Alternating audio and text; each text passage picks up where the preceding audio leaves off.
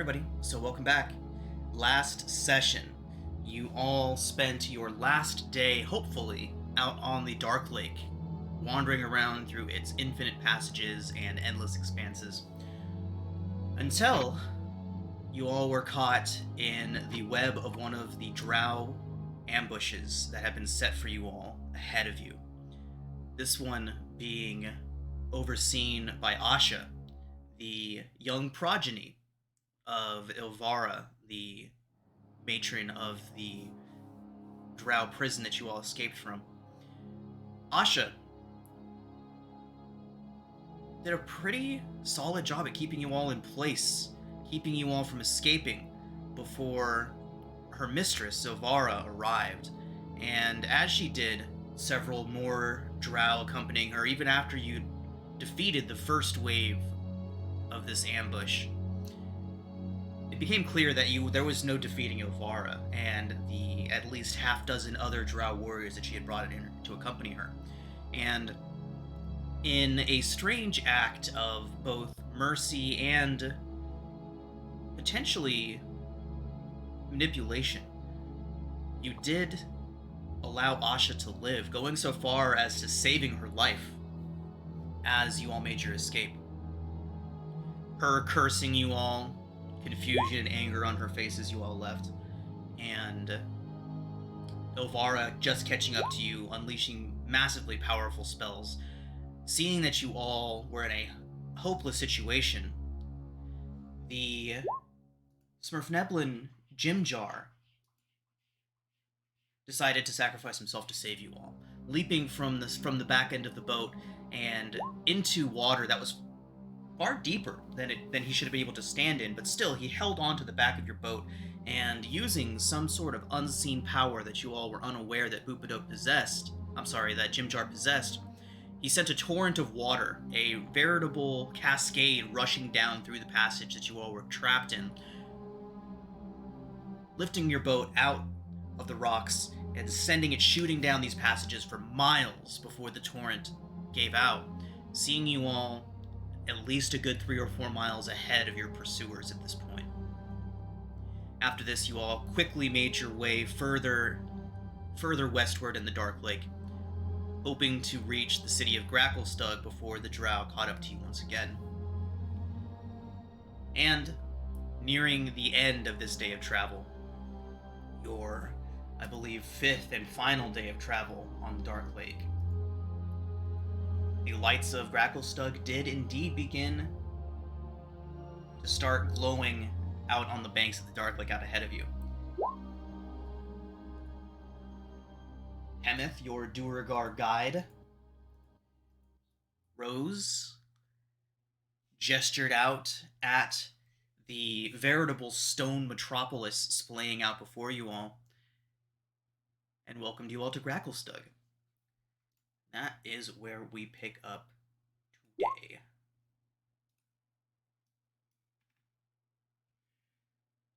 All right.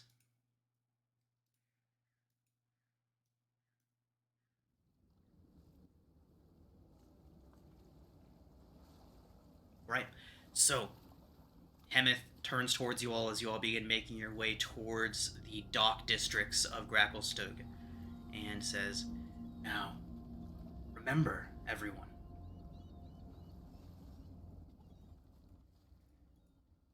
we want to go unnoticed for as long as possible. Outsiders are welcome here in Gracklstugh, but they are looked upon with no small level of suspicion. There is always someone watching in Gracklstugh," and he demonstrates once again by turning invisible and then reappearing in front of you all. I look at Sarah. Can you do that? I don't think so. Not Right. yet, anyways. Maybe he can teach you. Maybe. He kind of gives you a look, Sarah, says,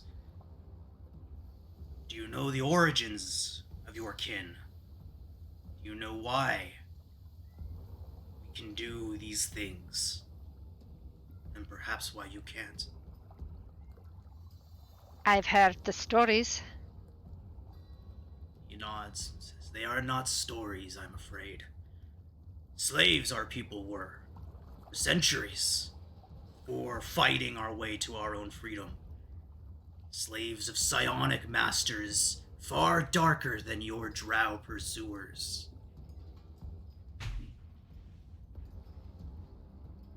Aye, that's what I've heard. Over the centuries, your minds grew stronger to resist until one day you were strong enough to break free. He nods. Says that those of them that have remained beneath the surface have managed to hone their abilities. But he goes on to say that there are several organizations here in Gracklstugh. This is all while he's getting himself together and looking for a dock that is out of the way. By this point, you've all drawn close enough to hear the constant din of forges that seem to never really stop. And looking around, you can see that the cavern itself that Gracklstugh is in is massive. The city stretches out a huge distance in front of all of you. And with that, Hemeth begins to give you a breakdown of the city. Ooh, map.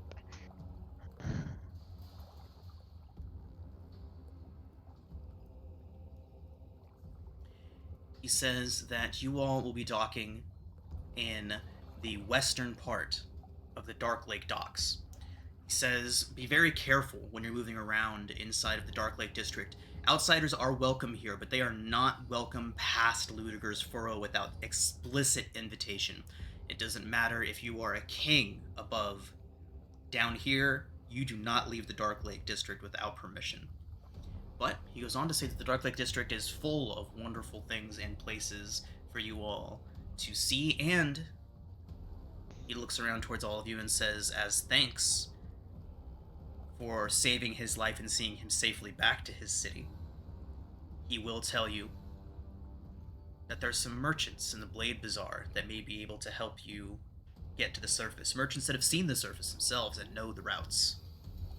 He says, head to the Blade Bazaar, ask around, but ask carefully, he says. Even haggling with the wrong person can see you arrested for theft here in Gracklstugh. So Do ask you around. have a name? Sorry. He Do you have a name says for merchants? he doesn't know if she's in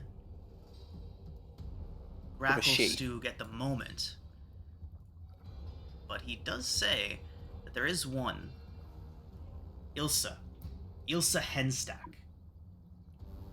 He knows that she has made several journeys to the surface, and he also knows that she doesn't hate outsiders. She doesn't have any distaste for surface dwellers, which is more than can be said for a lot of the people down here.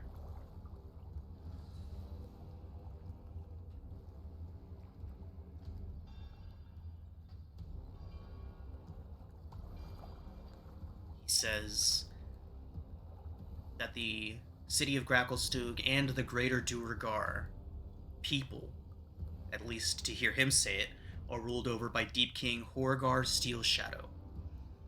He does make occasional journeys through the Dark Lake District. If you see him, you show every bit of respect. He says there's no bowing here in Gracklstugh, but you stop what you're doing and you give deference to him as he passes. Says that there is no missing the king. You will know him if he passes. I have a question.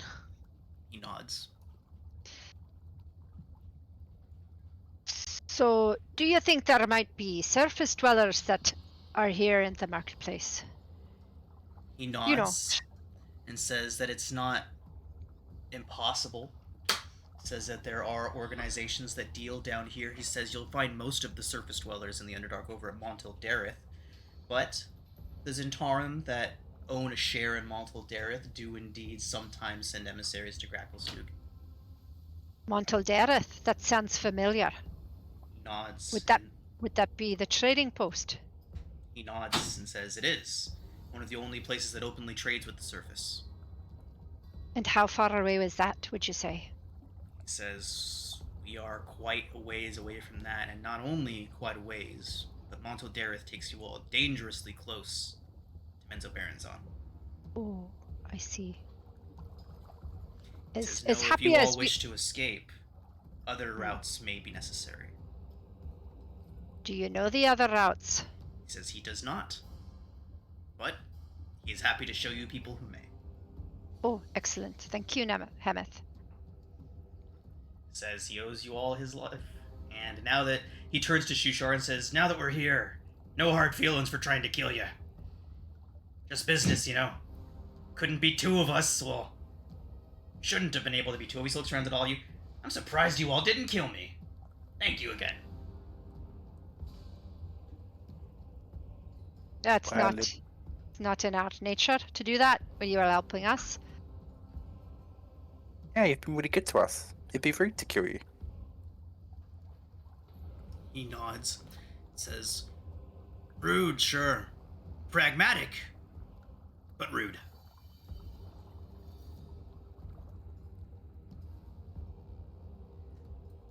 Right. He says that there are a couple other things that you all should know. That Gracklstugh, under the king, is ruled over by a council of lairds. Each individual clan is in charge of a certain few things. Like, he tells you, for example, that Clan Steel Shadow and Clan Ironheads run most of the smithing.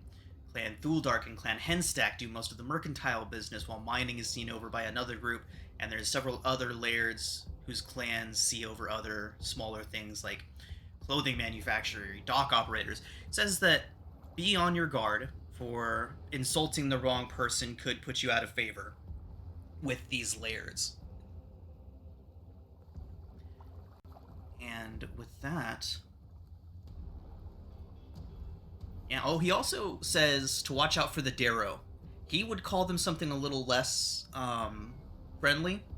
Probably comparing them to rats or moles or some other rodent that lives under the ground or in hovels and things like that. He says that they infest the place. Doesn't really tell you too much more about the Darrow, though. See, he sees them very distastefully. So you say there's different clans in the city? He nods. At this point, you all are pulling up to an empty dock. Nobody around. You can see people moving off in the off maybe like 30, 40 feet away from you. But the dock that you're at is empty, and nobody seems to be paying much attention to you all. Go ahead. Oh, could you identify the different clans by symbols on their armor or tattoos or something like that? He says no.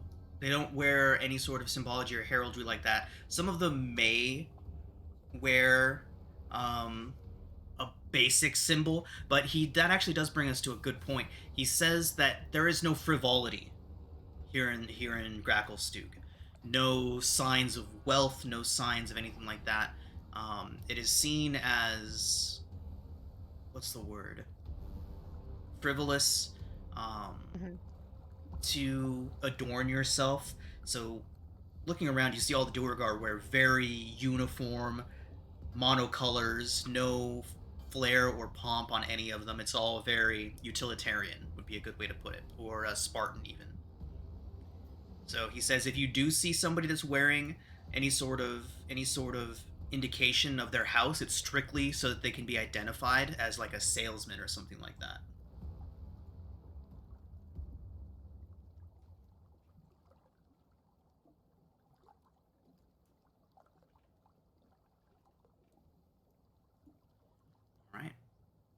As you're all getting yourself situated, he nods and says, "The Dark Lake District is yours. I'll be here going about my business on my ship, getting things in order, trying to find a new crew since my last 4 got sacrificed to fucking... And he starts looking around and he says, he points, he says, "The Shattered Spire are there. Good place to get some drinks and talk to some of the locals. Be wary, though, it is a Duragar bar. Outsiders are not technically banned from the establishment, but watch your pockets and watch your back, lest a knife be planted in it when you're not looking. You're looking for You a got more... any? Go ahead. Got any good dwarven stout there? Says, we brew a special kind of brew here, lass. I'm sure you'll like it. And he What- gives like a very gap-filled smile. What's it called? What is it called? So the dwarves of Gracklstugh make a fire lichen brandy that is kind of like their fancy stuff, and then they have another ale that's made out of mushrooms, fermented mushrooms. I forget what it's called. I will check. Whoa, where'd my scene go? There we go. Weird.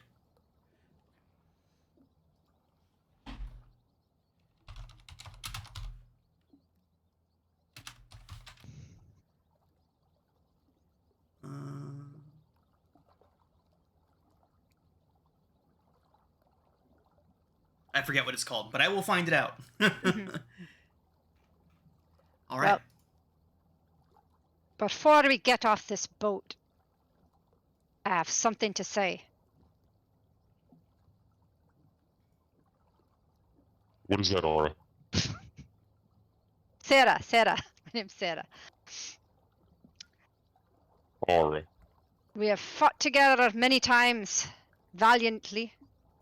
But I have to say, Trazen, I saw some things in the last fight I was not comfortable with. Now, I'm What all would that about... be? Oh, yeah, just you wait, Trazen, I'll tell you. Now, I'm all about mercy and redemption, as you know. You probably eavesdropped on my oath, seeing as how you don't sleep. But I have to say, there's a time and a place for showing mercy. It's not in the middle of a battle. You don't yield the enemies in the middle of a battle. Battle was over, Sarah. We were in the middle of the battle. They were exploding our boat, and you go off and heal the drow priestess. Who was defeated.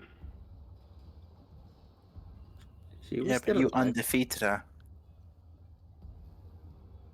Like I said, I'm all about redemption and finding the good in people.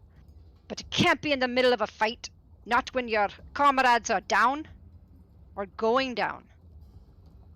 Just keep that in mind. We got to be a tight soldiers unit. I think Cillian would agree with me. I would. Would you not, Cillian? I would indeed. Now, here we are in Gracklstugh, the city of Durgar, and I'm a Durgar. But I give you my oath. If even one raises a hand against you, I fight with you. And don't forget it. I'll not abandon this unit for anything. But I expect the same from all of you. And Sarah kind of looks each of you in the eye.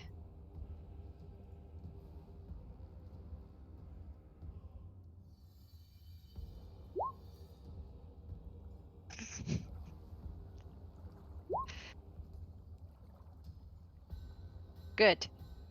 Thank you, Trazen, Sarah. do I have your word that you'll stand by us? Of course. Of course. Excellent. Okay, as we were off to explore Gracklstugh. She kind of smiles and is quite happy now. Sorry That was a to lovely speech, Sarah. interject here. I just feel like we're glazing over a very important note. Are we gonna do anything to warn these people of what we saw in Sloop and Poop? You know, giant demon lord incursion from the hell or abyss. I don't know. He's the religious guy, but are we gonna warn these people or not? Well, the fish people. I think I'm terrible with names. I've forgotten what they were called. Kuatoa. The Kuratoa. Thank you, voice in my head. They did seem to summon this, at least do things to attract it to them. There's a chance that it might not come here or appear here. I don't know. And I'm sure Hemeth will warn someone in his people's alert system. If you I are don't still know. within earshot of Hemeth, he would actually look up and say, "There's no need," and then just go back to what he's doing. And why would that be? Aren't you worried the water's infected, you know? He looks up and says, "Oh, there's a few reasons. One, we're very, very far from Sloobladop, and those crazy fish obviously got what was coming to him, summoning crazy things like that. And two," he gestures out, "you see this place? Hardly a bunch of mud huts. We'll be fine. And three, Durgar are everywhere. I would be truly surprised if exact details have not already reached Gracklstugh regarding what happened to the fish folk." Very well. I would just point out that every aquatic being we ran across, from sloop to poop to here, was speaking that awful tongue about salty blood or what, Schrodinger. What were they saying? You know, you get my point. It is blood and salt. Sword of the Deep Father. But yes, I get the point. That's all I Yeah, had to say. I think, Cillian, you've got a point. Doesn't make sense not to report what we saw. Maybe when we go to the Cracked Spire, have a drink and see what others know.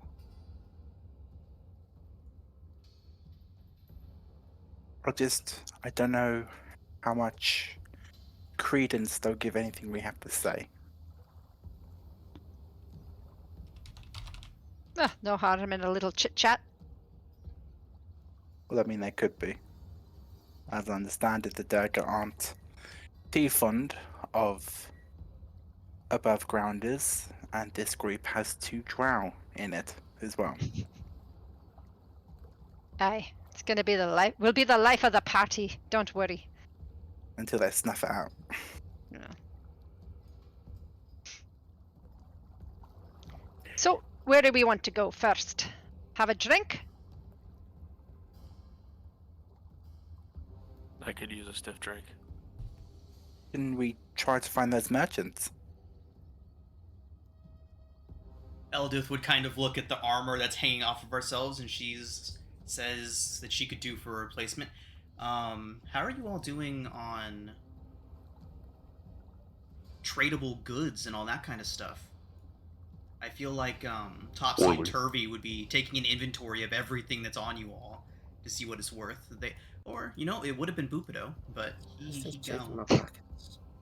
Well, we have a party loot bag of stuff we picked up along the way, I think. So Yes, we do. I can. We have I've a, only we have a got potion of climbing. bits of vines, some crickets. I mean, you some got all weapons the and cool stuff. armor. Nope. I think a bunch of us picked up purple stones. The phase for stones, yeah.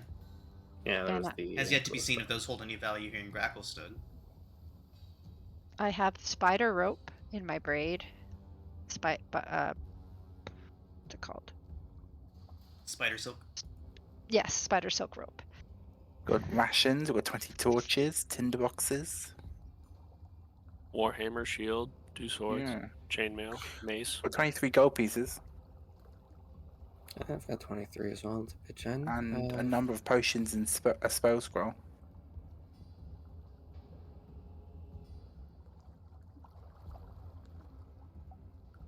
Is there any way we could pick up work, Hemeth? Hemeth kind of scrunches his brow up a bit, says, "There may be work to be had. Over in the Blade Bazaar, there's never any shortage of merchants who need caravans guarded, things of that nature. And he says it depends on who you ingratiate yourself with.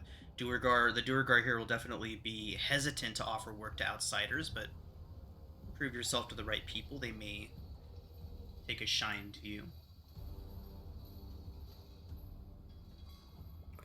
Is there anyone around that practices in magic? He then kind of furrows his brow again and shakes his head and say that the Duergar are not a highly magical folk. He says those damn savants, spits on the ground after he says it, are really the only magical council here in Gracklstugh, but they keep to their own devices.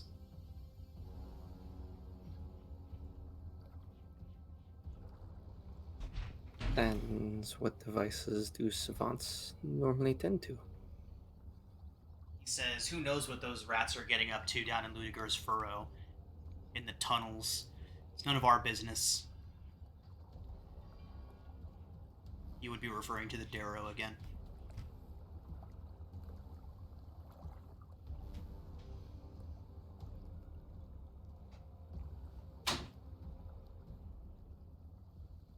Oh, market, then a drink.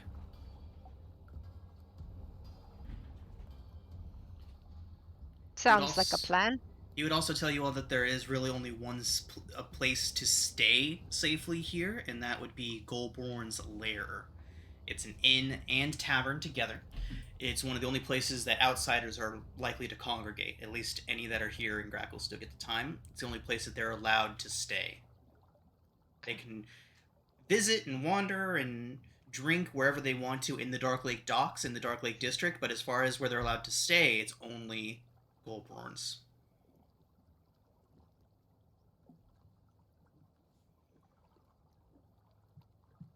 Well, let's gather up what we have and head to the marketplace. Can sell a few things and see what we can get. What do we need?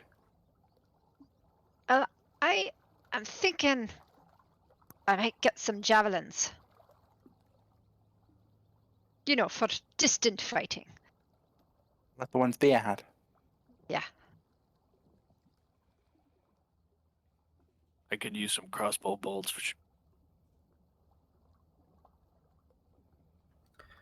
I can use some more components. The rest of my 23 can go to you all. That's generous of you. Well, it's either that or I get some spells. That also costs money just to write down. Hemeth wishes you all good luck and says to watch your necks. Aye, thank you, Hemeth. You know, if we were to try and find you again, would you be at your boat, or do you have a place you stay? He says he'll likely be here in the Western Docks trying to find new crew. He says the Shattered Spire is a likely place to find him if you don't find him here.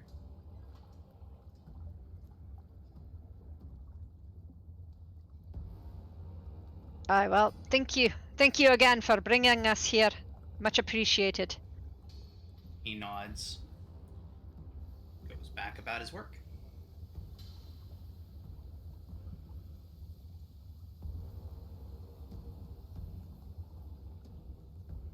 But let's go.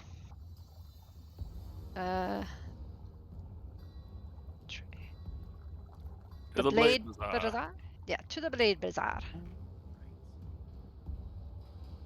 And then we can go to Goldborn's lair for some beer.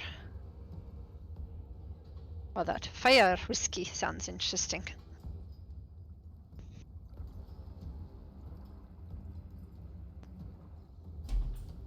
All right. Okay, so making your way over to the Blade Bazaar. Okay.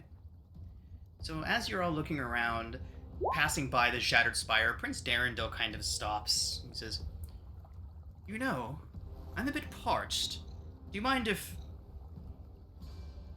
And he kind of gestures towards the bar. Eldith offers to go with him, as do Topsy and Turvy.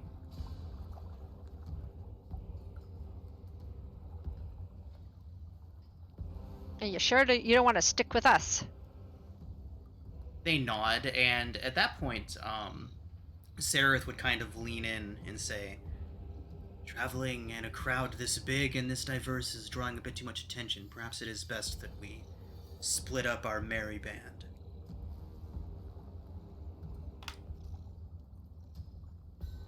You can already see, now that you've made your way farther into a more populated area, just off the docks, you can see that you are traveling in a group much larger than most others.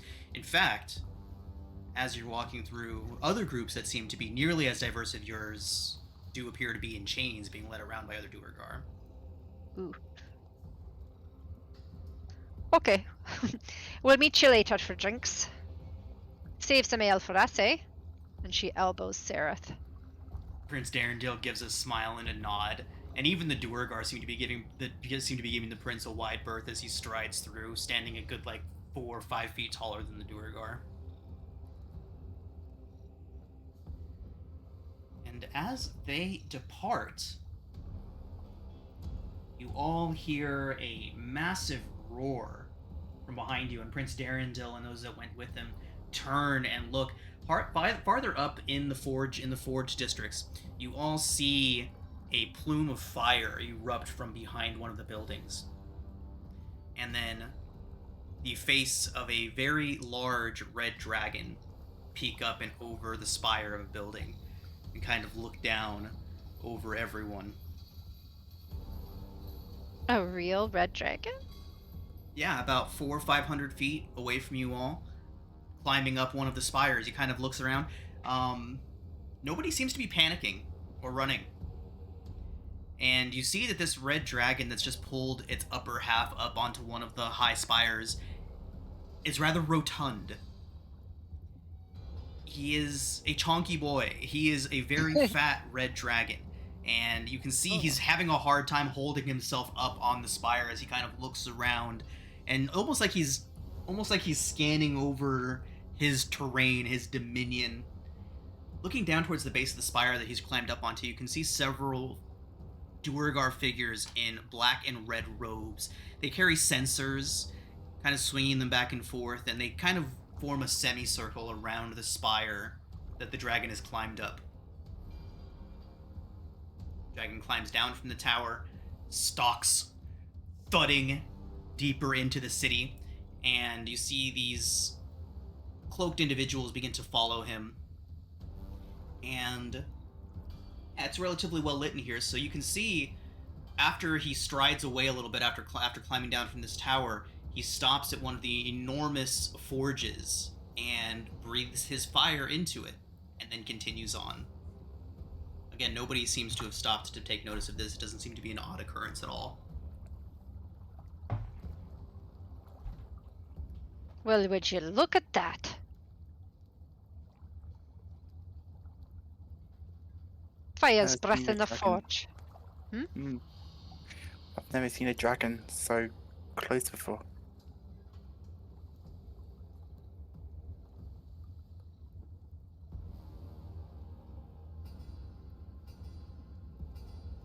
Okay, so Prince Darendil, Topsy, Turvy, and Eldeth.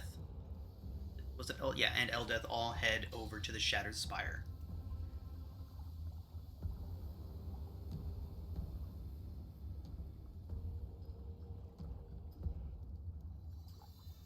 Hey, Becker, why are you lagging behind there? Don't make me come and pick you up. Just thinking. Thinking about what? You know, and he kind of gestures around. Yeah, this, it's pretty depressing. The Duergar used to be quite the thing, you know, when they marched on Orendal and fought the mind flayers, and you know, and when they attacked the dwarves of Deep Shanatar, oh man, I mean, they're a force to be reckoned with, and they're just kind of a pale comparison now.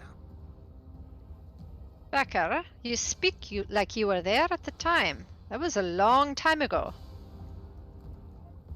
Yeah.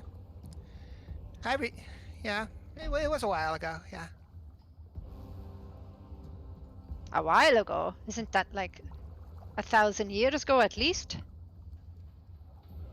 That long, huh? Huh. Lose track of time. And Yeah, it is couldn't there, have been that long. Nah. well, I'm not good at books or history, but I'm pretty sure that was several lifetimes ago. Yeah. Well, maybe we'll have to look into it. I don't know. It doesn't seem that long ago. Sarah will take a quick look at Aranis and kind of raise her eyebrows.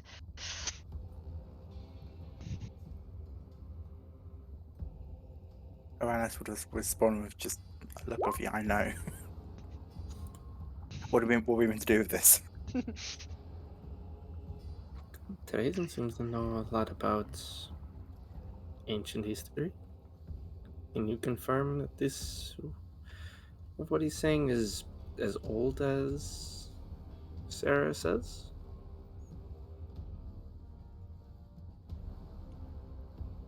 Was not familiar with the Durgar.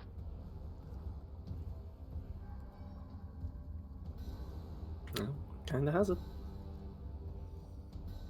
And as Becker kind of looks around, he'll kind of shake himself and just kind of break himself out of his little melancholy. And that dragon was a fat one, wasn't it? A big fat worm. He must eat a lot. Hopefully he will eat us. Or they don't feed us to him. I haven't seen a dragon that big in a while. That's a wow. He's a yeah. He's yeah, big.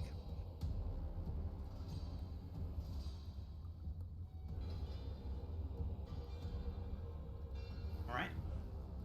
So with that, you all begin to find yourselves among stalls, looking around. It kind of begins to transition from residential and other commercial style buildings into a wide open marketplace. As you're looking around, the Duergar kind of stand stoically in their shops. There are a couple others. There's a Kuatoa sitting in a little tented stall. There's quite a diverse group of people here, especially from what you've seen in the Underdark. There's Kuatoa, there's a drow man standing behind, a very elderly drow man standing behind a cart. He appears to be sitting down behind his table. Spices and other such things splayed out in front of him. But yeah, there are merchants all over this area.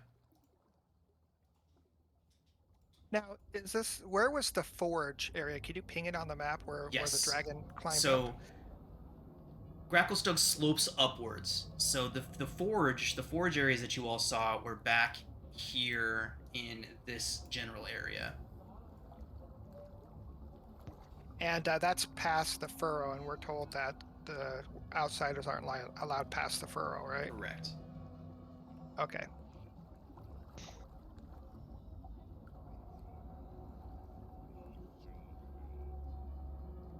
Yeah, but you look at this. This is quite the little bazaar here.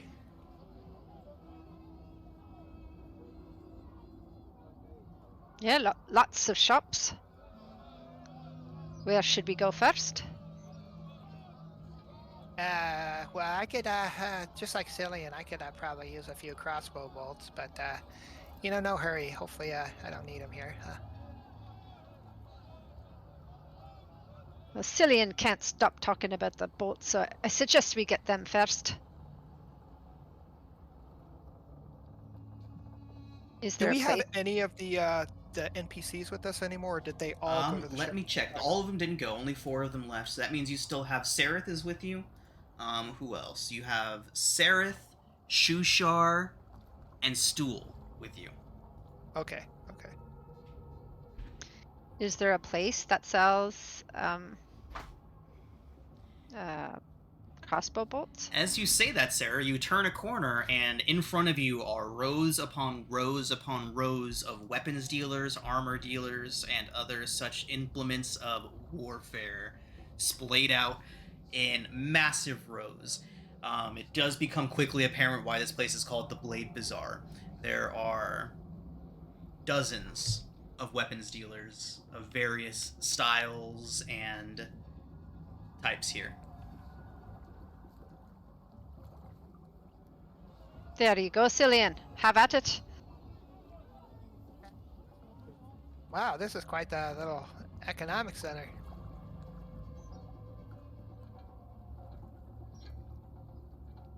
Sarah will look for javelins or any kind of thrown weapon.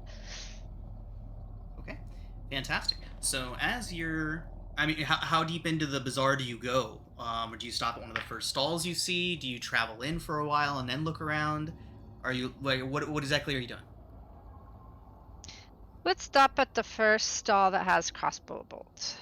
Okay, so it doesn't take long before there is a Duergar at a tent who has all kinds of ranged weaponry arrayed before him. Crossbows of various varieties, longbows, not as many as the crossbows. You can see he mainly seems to deal in heavy crossbows, but he does have several other types. And as you walk up to him, he looks over you all and says, "Never in my life have I seen such a terribly looking band of miscreants. Has anyone ever told you how ugly all of you are?" Well, that's a bit uncalled for. I'm sorry, what's uncalled for? How can I help you?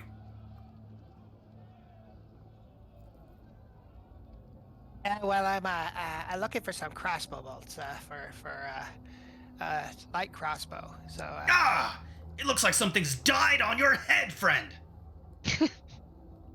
yeah, it's quite the hairstyle, huh? What does this guy look like? Pretty nondescript Duergar. His beard is split and kind of goes down in two spikes down from him. He has a very prominent Friar Tuck bald spot on his head. Other than that, pretty standard Duergar. Yeah, whatever's on my head must have jumped off of yours. Are you insulting me? Oh no, I'm just saying how amazing that spot looks. It's it kind of sets off your eyes.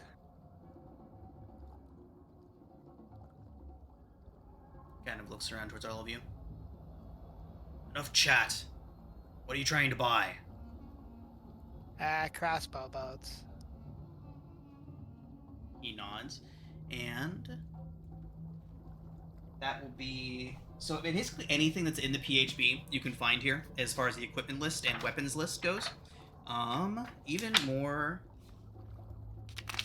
rare items you can find here. But as far as your crossbow bolts,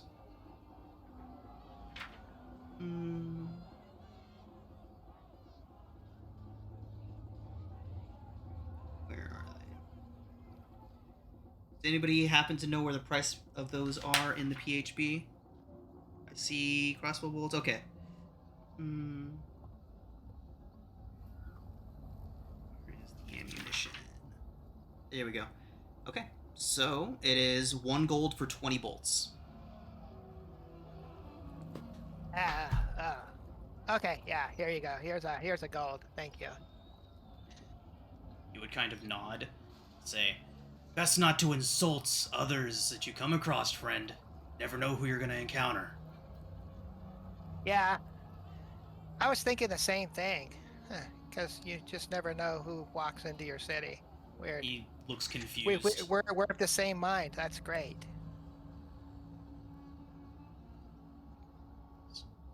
Yeah. Somebody can make an insight check if they would like to. Becker would be oblivious, so he's not Right. gonna- Ooh, Aranis. He genuinely doesn't seem to realize that he's insulted you. And furthermore, he seems to have forgotten he did so immediately after doing so.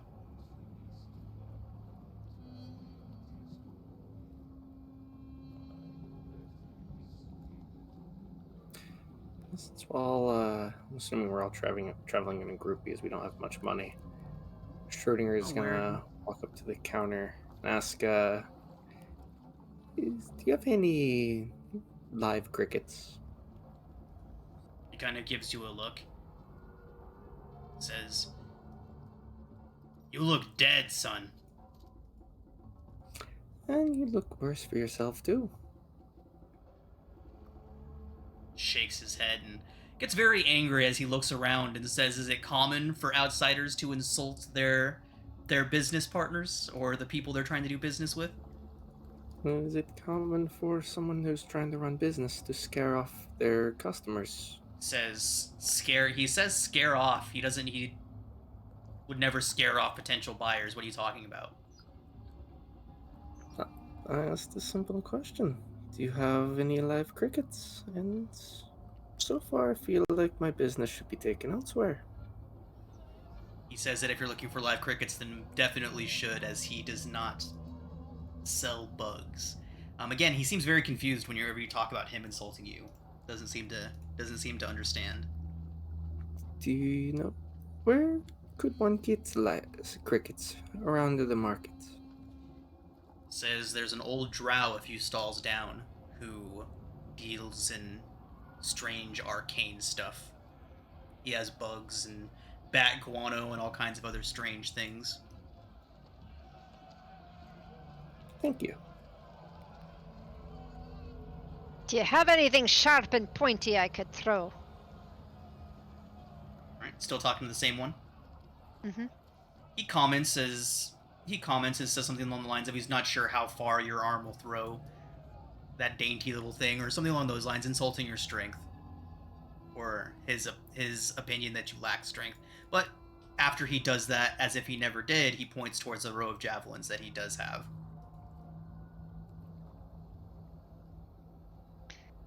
I agree. I feel I maybe have to do a little bit more weightlifting or something. I agree with you. The arms are looking a little weak. But I'll take a handful of those javelins, if you might. As he hands them over to you, he then starts complimenting you on how very strong you look. And Becker, he looks over towards you and compliments your hair. Speaking very politely, he appears to be smiling. Although it's hard to tell. Doesn't seem to come naturally to these people.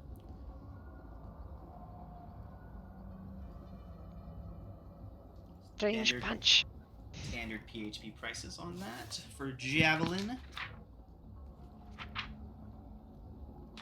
So that'd be... simple weapon. 5 gold per.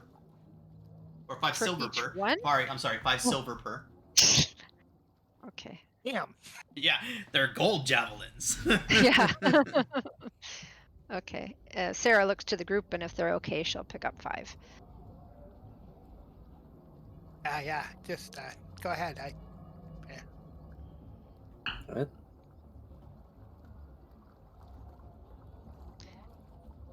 Schrodinger, do you want to go see the drow about some crickets?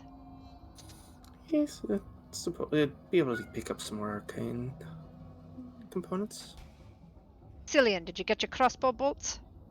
I was just about to say, I'd pull my dagger from my personal inventory and say, how many bolts can I get for this? So Dagger. he would kind of look you over and make a very rude comment about your surface complexion. Before then immediately complimenting how finely you've kept the dagger and offering you a gold piece for it. So he will trade you your 20 crossbow bolts for... Spit my palm and say deal. Shake his hand. And it's a drow dagger, correct? You got it from the drow prison? Yes. Okay, fantastic. He looks it over and seems very impressed by it. Insults you again, and then immediately after insulting you, returns to the picture of politeness. I'm running out of direct insults, but he's insulting you basically every time you speak to him, and then turning around and being nice afterwards. He doesn't seem to remember insulting you after he does so. I look at the group and say, should we just sell all these swords and weapons we are carrying around with us right now? Then split the money? Sure, why not? Unless Yeah, anybody but wants it. if nobody can use them, why might as well. They're pretty heavy. Okay. So what do you say, friend? Would you like to buy some more stuff from us? We've got some high quality weapons and armor here. You know, probably stuff you haven't seen in a while. He goes over everything and says, drow weaponry is pretty common here. It's certainly not uncommon, but he's more than willing to buy it all off of you for the standard trade rates. So, sorry, did anybody else want to speak to him before we start getting to the numbers of this? Did anyone tell you you're quite ugly? His eyes get kind of wide. He says, now I've put up with quite a lot from you strangers. If you insult me again, I will have the guards down on you. Oh, hold on. I thought it was something that we did here. We insult and then we compliment. I don't know what you're talking about, lass. Maybe you've been away from the city for too long, but you don't go insulting the people you're trying to do business with. Now get out of here. Sell your goods elsewhere. Don't come back. How rude. Sarah. What? I thought it was a custom. I thought we say you're so ugly, and then we tell him we like the cut of his jib, and then he gives us a good deal. I didn't know. Stop insulting him. But I thought it was a custom. Sarah, I am so Absolutely. That's what I was doing for too. my He insulted me. I friend. insulted him. I They thought it clearly was. know how to speak to someone of your caliber. He looks at Sarah and says, the only reason I don't have the guards on you all now and have you in shackles is because you're of the kin. Now get out of here. Go on, get. All right. Calm yourself. Sheesh. Hear him Let's go mumbling talk to to- himself about how rude it is to insult someone you're doing business with. Let's go over to the drow. I think he'll be friendlier. Never thought I'd say that. Never thought I'd hear you say that. Sorry, silly, and I broke the deal, but I bet we can find No, someone else. he already sold you all whatever you Oh. bought from him. He just won't Okay. he just won't buy your stuff from you. Yeah, so we'll find somewhere else to sell our goods there. Sorry about that. Botched the sale. Sorry. It's okay. It seems like there's only 50 more. Right? There's like literally like dozens of these weapon dealers all over this bazaar. We literally just went to the first guy. So I'm thinking the way this works is we let them insult us, but we are not allowed to insult them. I think that's the way this is gonna script. Okay. Okay, that's what I'm picking up the vibe here. As long as we learn it before somebody calls guards on us. Trazyn and Uranus. Yep, yeah. Trazyn, you Well- notice Sareth, wide-eyed and staring through the crowd of people.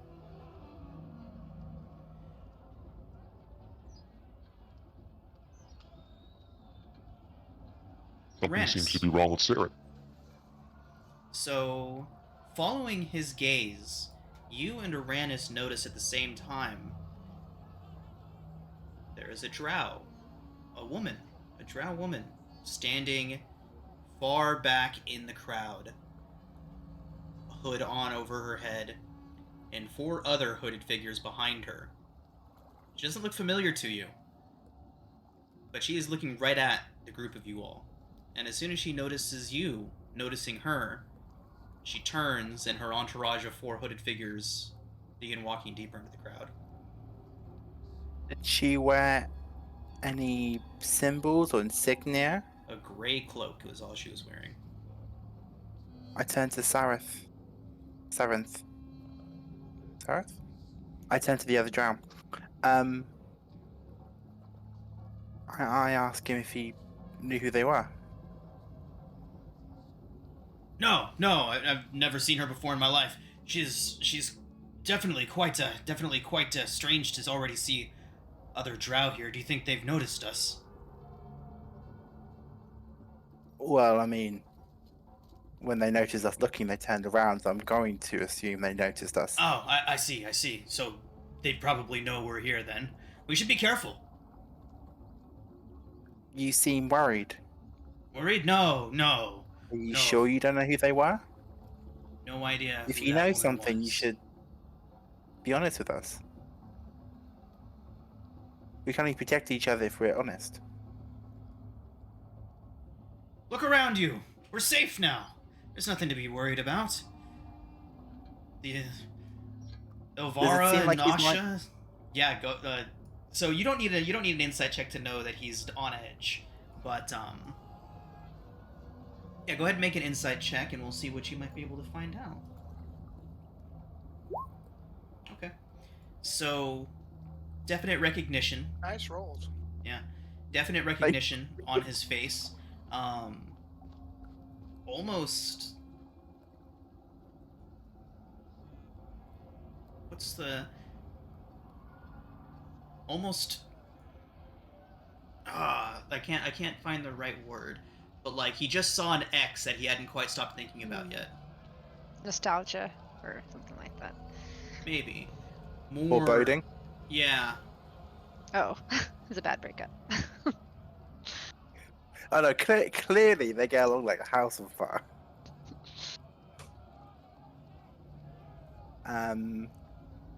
I'll decide to... I'll drop it, but I will say to him, will you tell me later? Sure, yeah, of course. Nothing to tell, but yeah, we can talk about it later. We should get back to the shopping.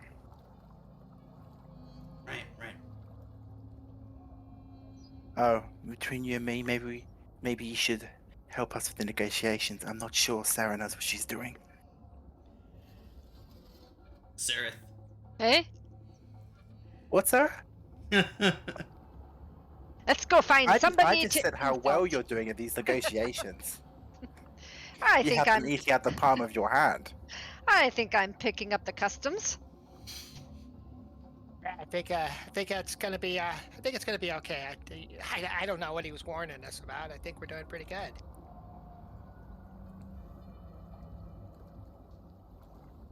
You don't think we should follow the group, do you? What group? Oh, Right. never mind. Trayson and Moranis were the only ones that noticed him. They haven't said anything yet. Sorry. I'm so nosy. Wouldn't right now. Maybe when we're maybe when we're at the tavern, or maybe later. Not at this moment. I wouldn't mention anything. Okay, let's go pick up some crickets. Yeah, let's sell this stuff. It looks pretty heavy there. Or maybe we should keep it. You're saying you need to work out some more. Maybe you could use it to, lift weights or something. Aye. Okay, hand it over. We'll see.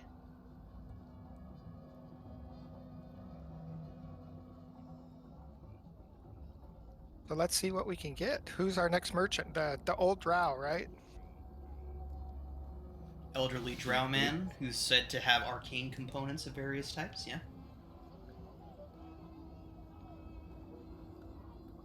So as you all approach, this individual you can see is wearing, now that you're a little bit closer, he's wearing a bandage across his eyes. He sits kind of with his hands templed in front of him, and when you get about like 15-20 feet away from his stall, he looks up without turning towards your direction and says, "You lot smell of the surface. Far from home, are we?"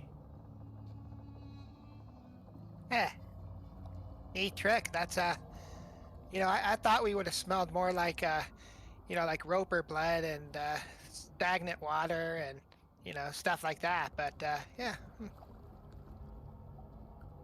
The darkness of this place does cling to you, but there is more beneath. At this point, he turns his head towards you all. You can see he is an ancient drow. Those of you that are familiar would know. He's got to be closing in on 1,000 years, getting very close to the end of his lifespan. He Ah. then turns his head towards Schrodinger. Components. Yes, and gestures Yes. towards his things. Yes, I was told you can carry some spell components.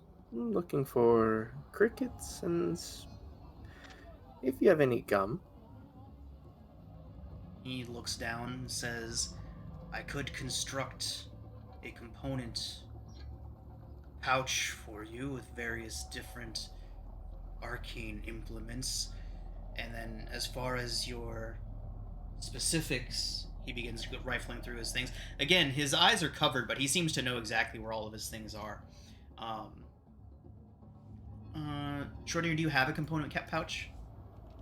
I'll have to look. Or an arcane focus, anything like that? An arcane focus. You have a focus, okay.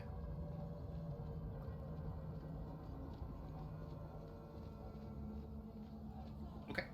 So let's go ahead and say that he will gather everything that you need for... Okay.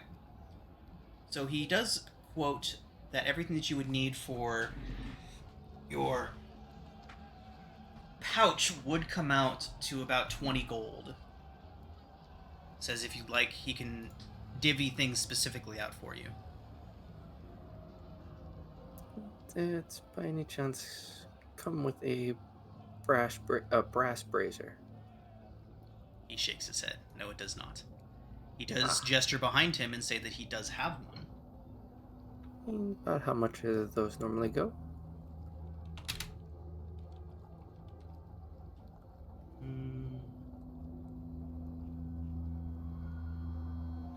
He says that the only one that he currently has with him is quite old, a little bit beaten up. He says he could sell it to you for a single gold.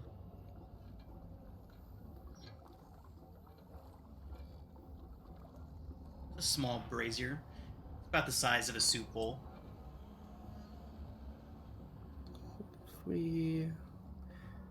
What if we just put like any dead crickets, doesn't have to be alive, inside the bowl, and any unchewed gum that you possibly have could also go in there and you can charge for that.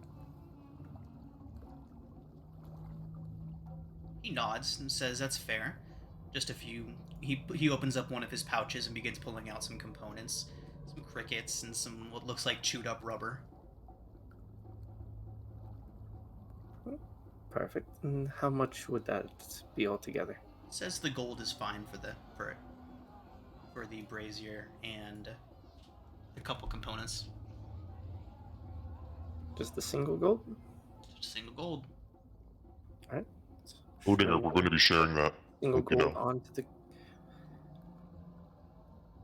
the brass brazier. Yeah.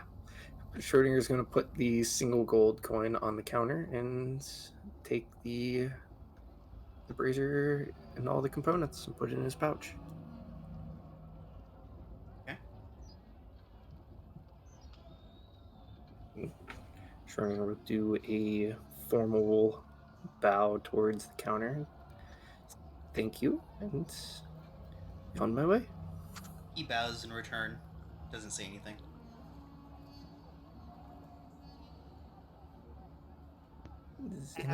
Thank you, and take care. Gives a brief nod.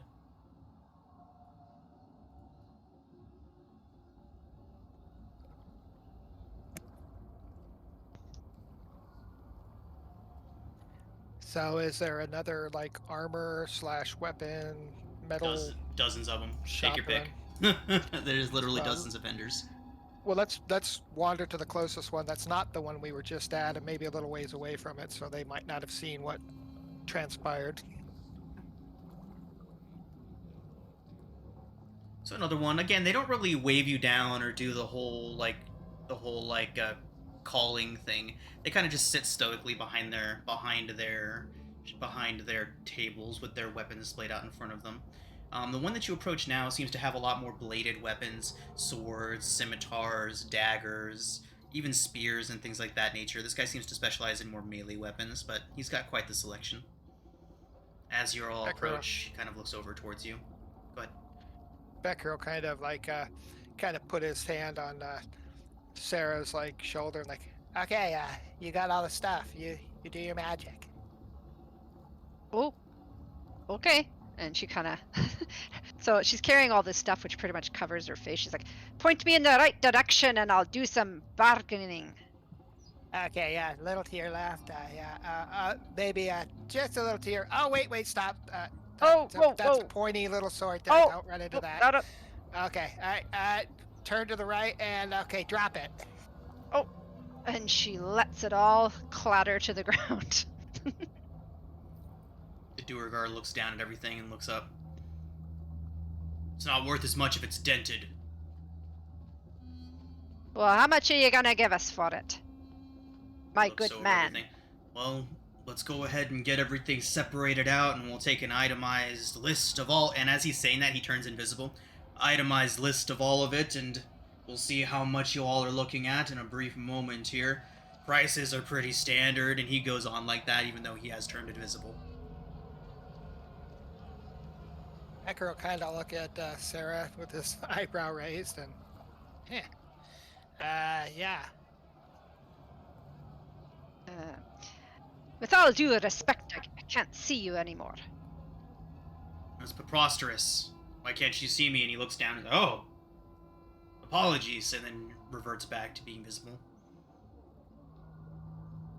So what do you all want to get rid of? You want to get rid of the warhammer, shield, mace, chainmail, short swords, dagger, and all that kind of stuff, or what?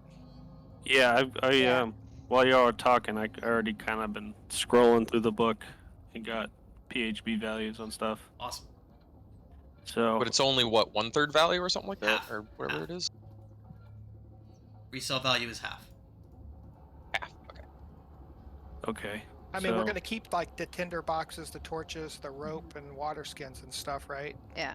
I would think so. Yeah. Yeah, we I'd sell say. the swords and whatnot that we don't need. Yeah. Does anyone have need for a Lothander symbol? Nah. Nah. That's worth 5 right there.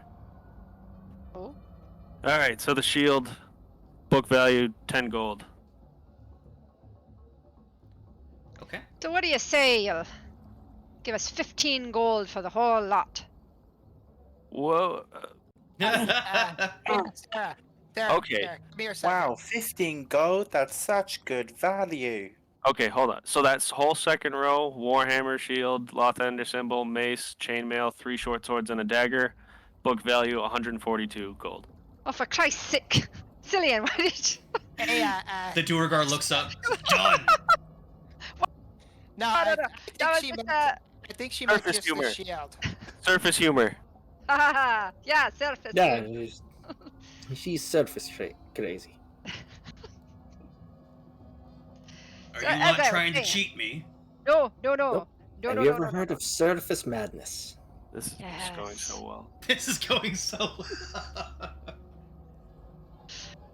So what do you think you're going to give us for this? I mean, look at this. Look at this warhammer. This is obviously from the surface, and the shield. I mean, and it belonged to a paladin of Lothander.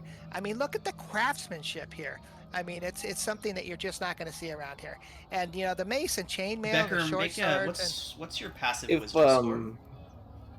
What is my what? Passive. What's your wisdom modifier? Becker's wisdom modifier, like save modifier, or just wisdom? Your modifier to wisdom. 1. 1. Okay. Cillian's got a Well, +2. Well, He's- Becker's trying to upsell this mace. Real quick, Uranus, you would see the Duergar getting visibly angry as Becker tries to haggle him. Becca, I don't think we want to waste our good gentleman's time here. He's busy. He has a business. We He don't looks need over to towards you, Uranus, haggle with and him. calms a bit. What was the total value of everything that you have splayed out? 142. 142. Okay, 1 second. That'd be 71 halved. 71. Thank you. So he looks out over everything and he says, 50. Oh. Sounds like a good deal. He's clearly got a good eye, don't you, sir?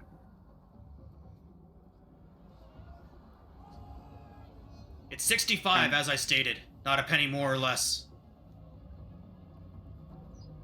Well, I can see how you got to that amount. You must be very experienced at this. You know what you're doing, don't you? I know exactly what all this is worth. I do this all day, every day. I said 40, and that's where the price stays. Oh, shit. It clearly shows. And what was the maximum you were offering us? How many times do I have to tell you? I will give you 60 for all of it. It's the Well, last take time it. I'll say it. Deal.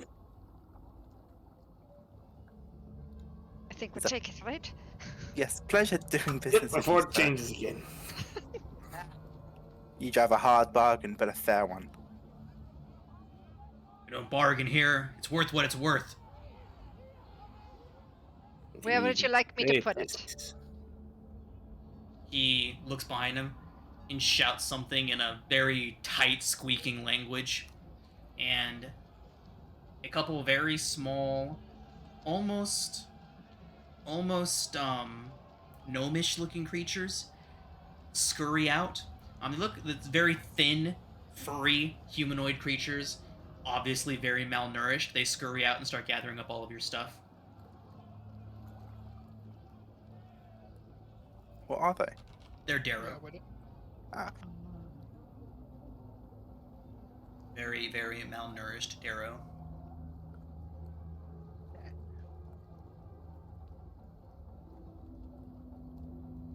So 60 gold, huh? Wow.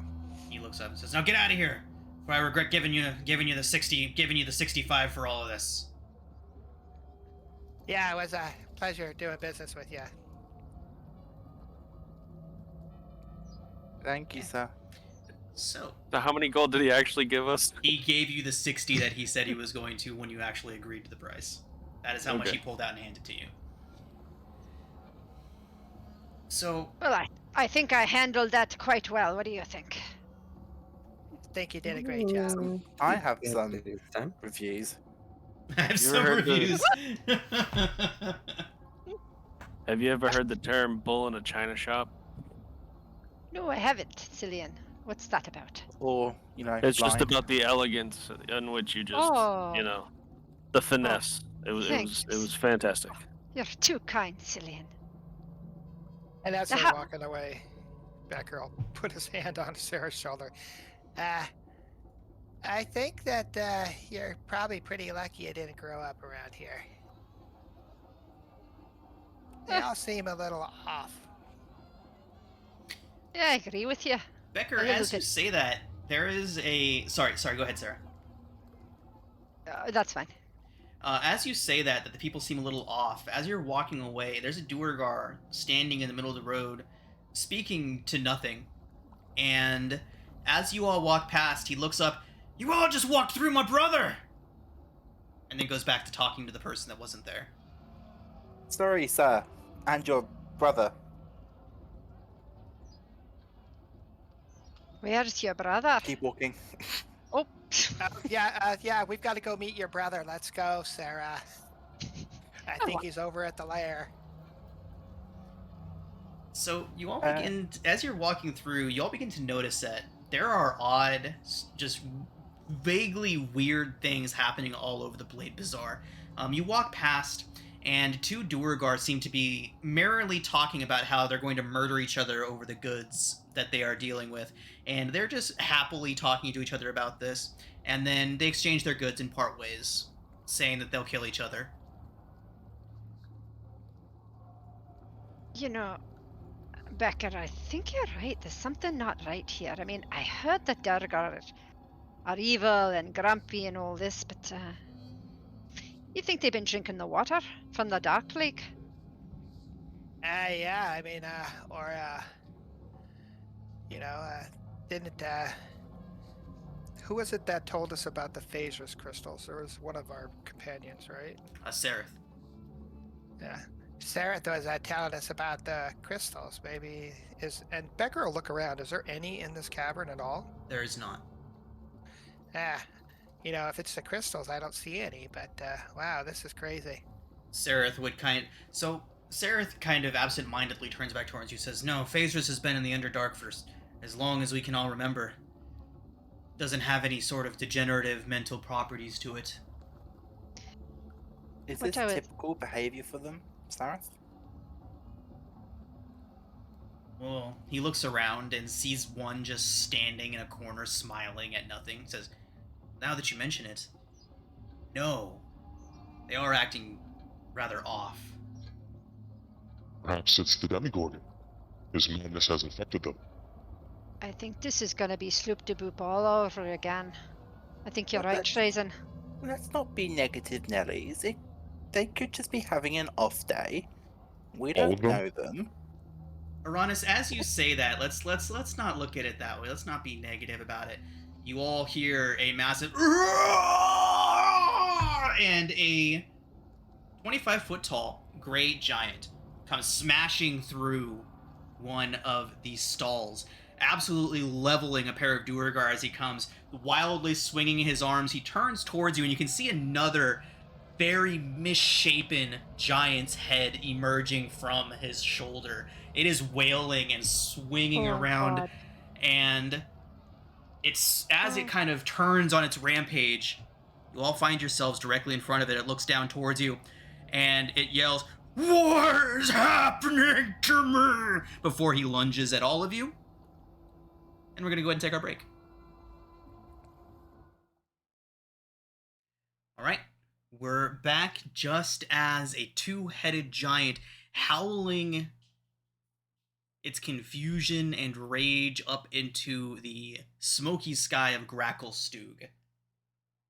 It turns towards you after bursting through and destroying a cart and a vendor, bowling over a pair of Duergar as he jumps, crashing through this cart, turning towards all of you after shouting about what is happening to him, turns towards you, and with crazed, mad eyes, lunges. Let's roll initiative. Let me go ahead and transfer y'all. Here we go. Oh, nice map. Okay. There are civilians of all varieties rushing around you. They are not indicated on the map, because that would simply be too many, but they are running in every direction surrounding you all currently. Oh, I clicked on my token. Ooh. It's not bad. Is Sareth and the other, those NPCs with us? Sareth, Stool, and Shushar. Those three would definitely take cover. Okay. I do not like being bunched up with you losers. Feel safe now. Ouch. Alright. Schrodinger, this is a no time for moving around combat. Y'all are where you are for now. Gotcha them. Just random placement since you were just walking through a market when this happened. Okay. Uranus, this thing turns towards all of you, madness in its eyes, and begins to charge towards you. What do you do?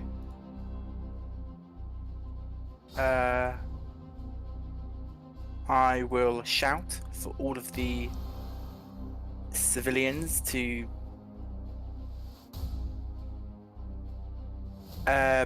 clear the area, to take cover, and I will hold my hand up. What do I want to do?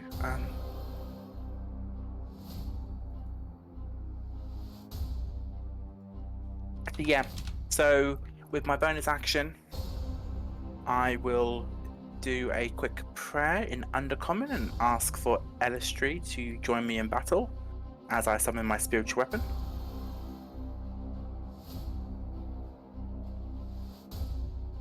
To there.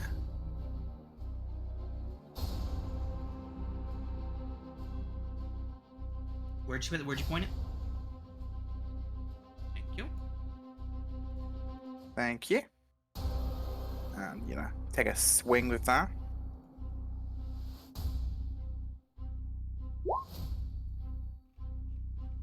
.22 strikes.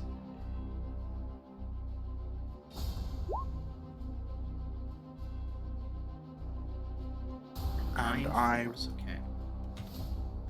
Then I will call down a flame-like radiance onto the creature. As I use Sacred Flame, can it make a dex save for me? Dex save result is a nat 1, a 6. Good. I mean, yeah, good. 4, okay. I will just sidestep a bit, so I'm just a bit out of its way if it charges. But yeah, I'll be calling for civilians and such to take cover, get out of the way. Okay. And Sarah. I'll end my turn. Sarah will tap her sword on her shield and start to glow. She casts bonus action Shield of Faith and starts to move up. Calm yourself, big boy. You'll settle yourself down if you know what's good for you. He looks down towards you, his face just a twist of pain and confusion, and he just roars down at you with both heads. Are his eyes red? They're not. Oh, okay. Have it your way then. And she'll strike with her sword.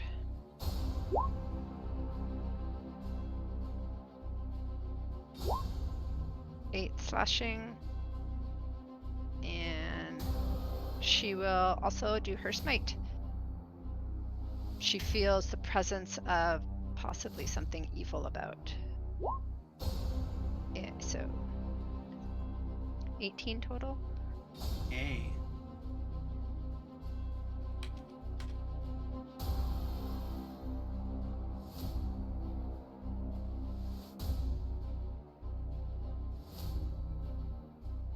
Okay.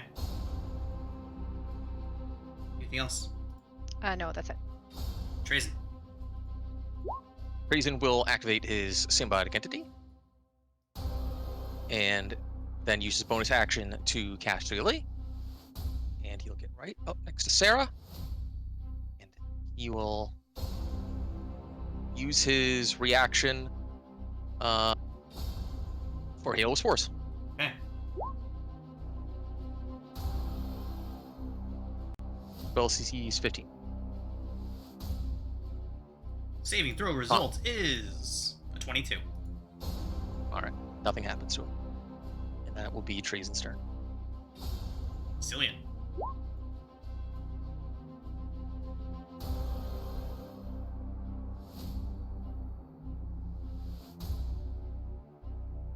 Pew pew. Right. 11 is not going to hit, unfortunately.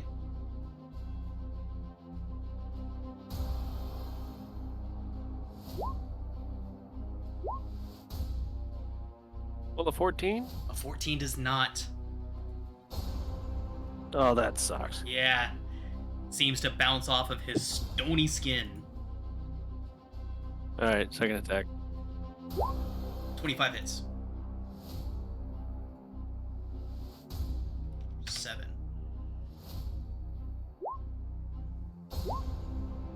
Seven more damage. 14 total. Right. That's all I got. Okay. Becker. Okay. Becker is going to. Now, I assume this thing's tall enough where I could probably shoot over Sarah and Trazen's heads Absolutely. without hitting them. Okay. So he's not going to move. He's just going to pull out his crossbow and take a shot. I hope these crossbow bolts are worth a damn. It only shoots like maybe 3 or 4 feet in front of your crossbow, and then just drops into the ground. Damn, the crossbow bolts are just like that guy's attitude. All right, that's Becker's turn. If only you had a god on your side. Right. Okay.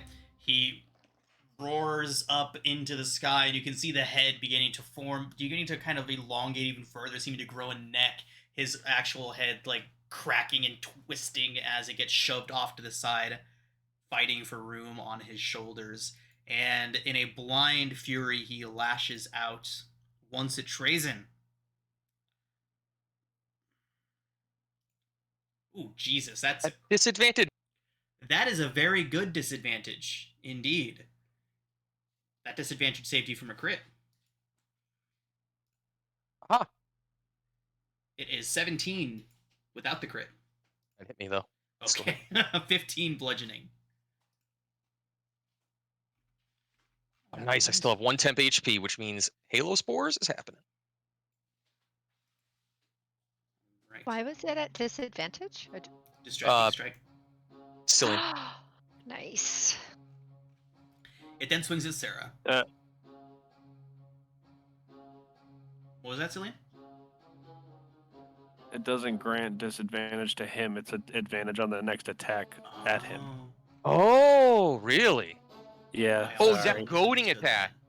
that. Yeah. Ah. Disadvantage if it's not him. Yep, different superiority. So crit. Uh-oh. All right, I buddy. accept my fate. Okay, but that does let me re-roll it instead. Yeah, Becker's like, hey, look over here. Not that hit, the other one. Look at me. Okay, it still would have been a hit. It's a 23 and a 22 on the re-roll, but not a crit. So go ahead and still take the 15 from the first one.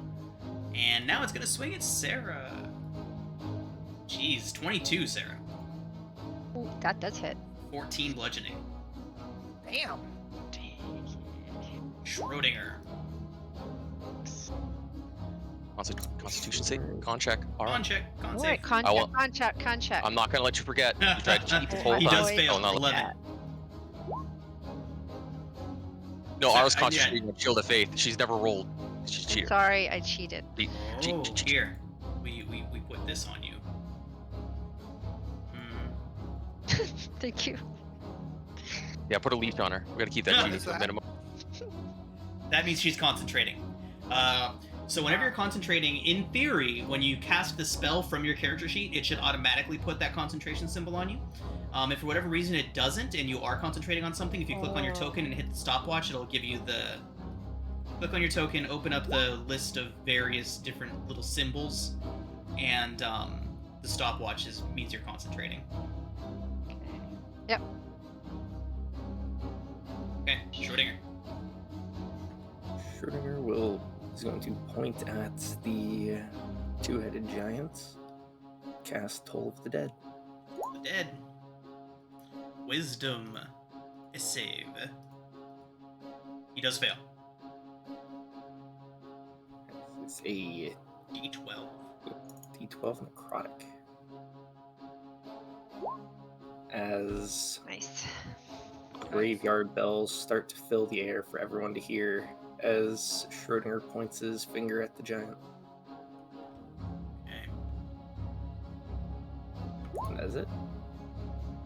Rannis.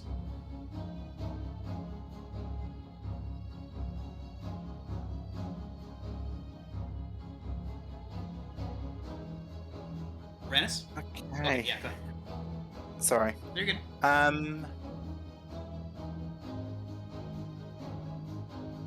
I will.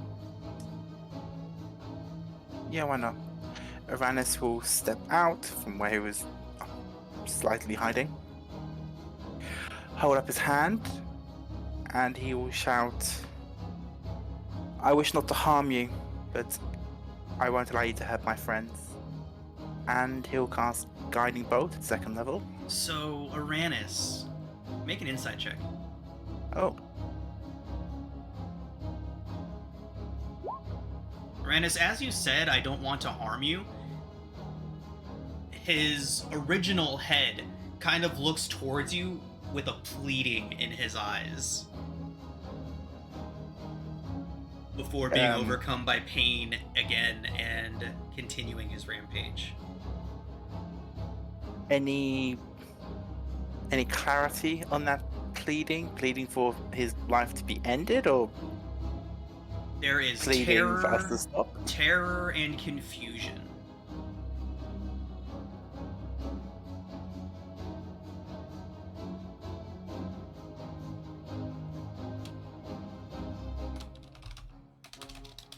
Proceed. Yeah, I have nothing in my. I will shout to my friends. I don't think he's doing this of his own free will, but we can't allow him to keep rampaging.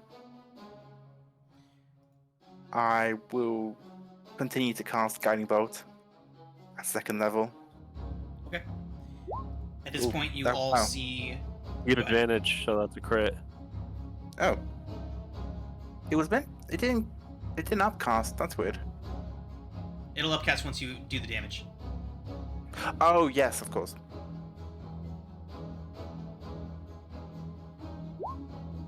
God, that's gonna be a ton of damage. Yeah. Nice. 24, 34. 34. Nice. That is a great combo because I just gave you advantage, and now you give the next person advantage. Right? That is a good combo.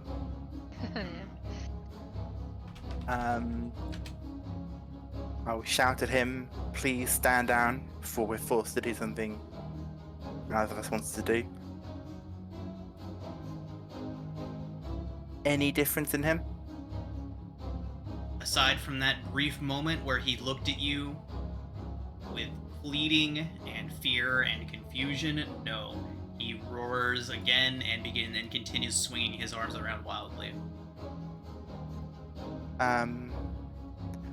I will do a quick prayer of forgiveness as I have my spiritual weapon hit him. Okay. Can I do it non-lethally? Technically, it's a Force, weapon. yeah. Force can be non-lethal. Cool. The only things that really Hit him can't be with it. non-lethal are like fire, piercing. But then again, even like a spear I would allow. Okay, 19 hits. 11 force, okay.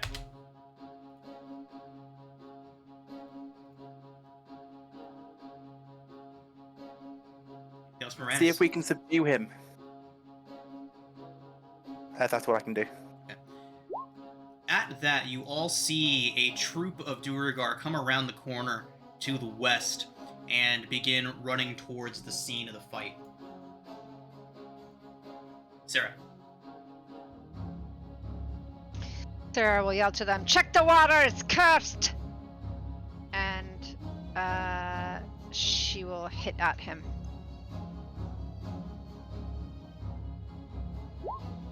Crit.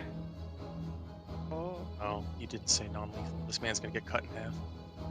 Oh, Aura! Smite! I want him to. Smite, I know. I smite, will. do it. I know. It's a crit. Smite, all the dice. Smite. Oh, It's 48. 48. Oh, just roll Yeah. another 28. Okay. It's the cheese of smiting. Okay. It is So it's we've got literally the cheese. 14, 22. 15. Sorry? 14 plus 15. So 29.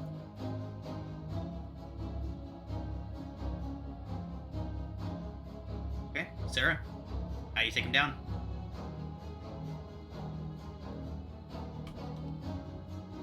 He's infected, Aranis. I have to do it.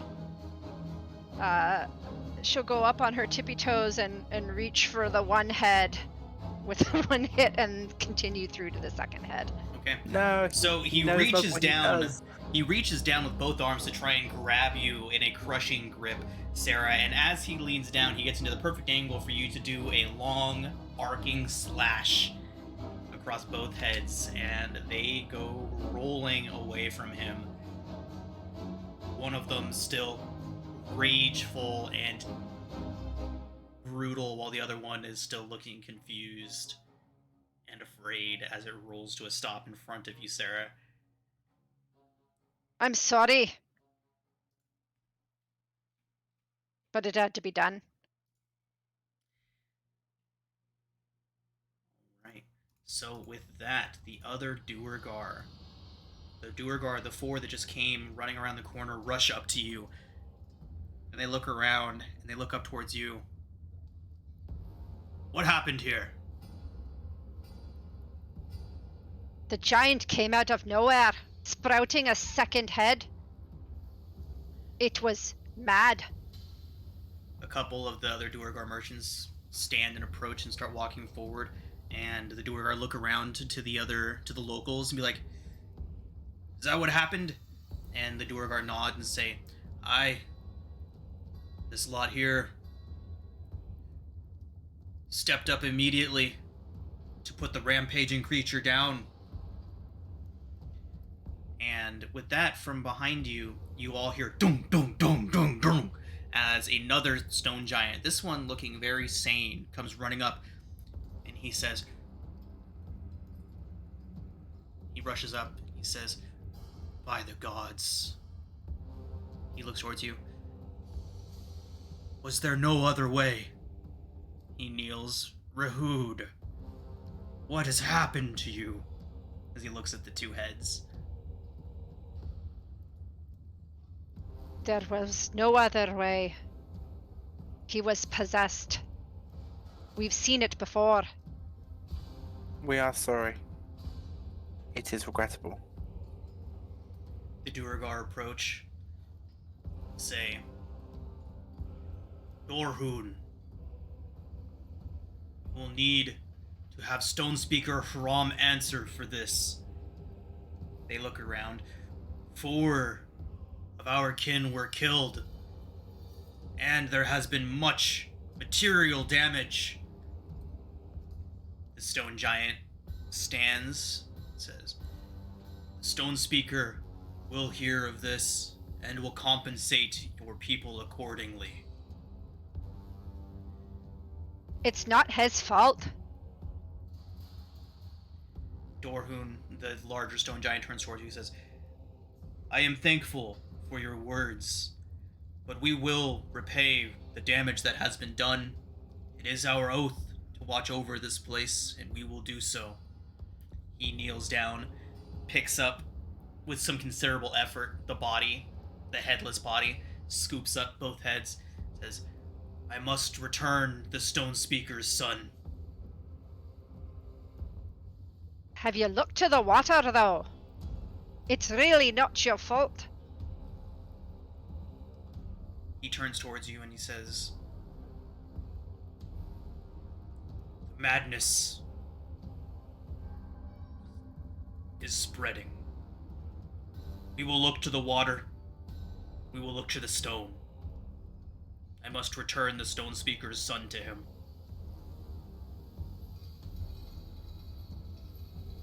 We are truly sorry. He nods and says, "I understand. This is not the first we have lost to this strange sickness, and I fear he will not be the last." When did it start, if you don't mind me asking? He says,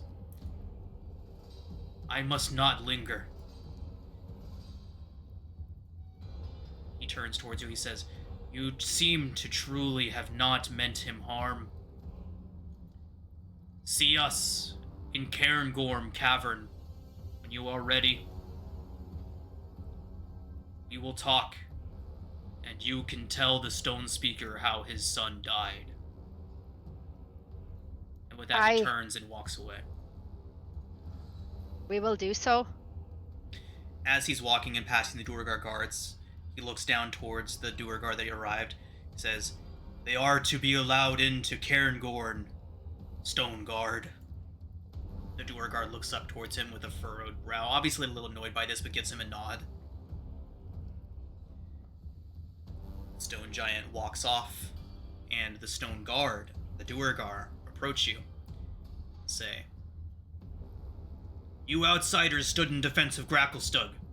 Why?" It was the right thing to do. Your people have treated us very well.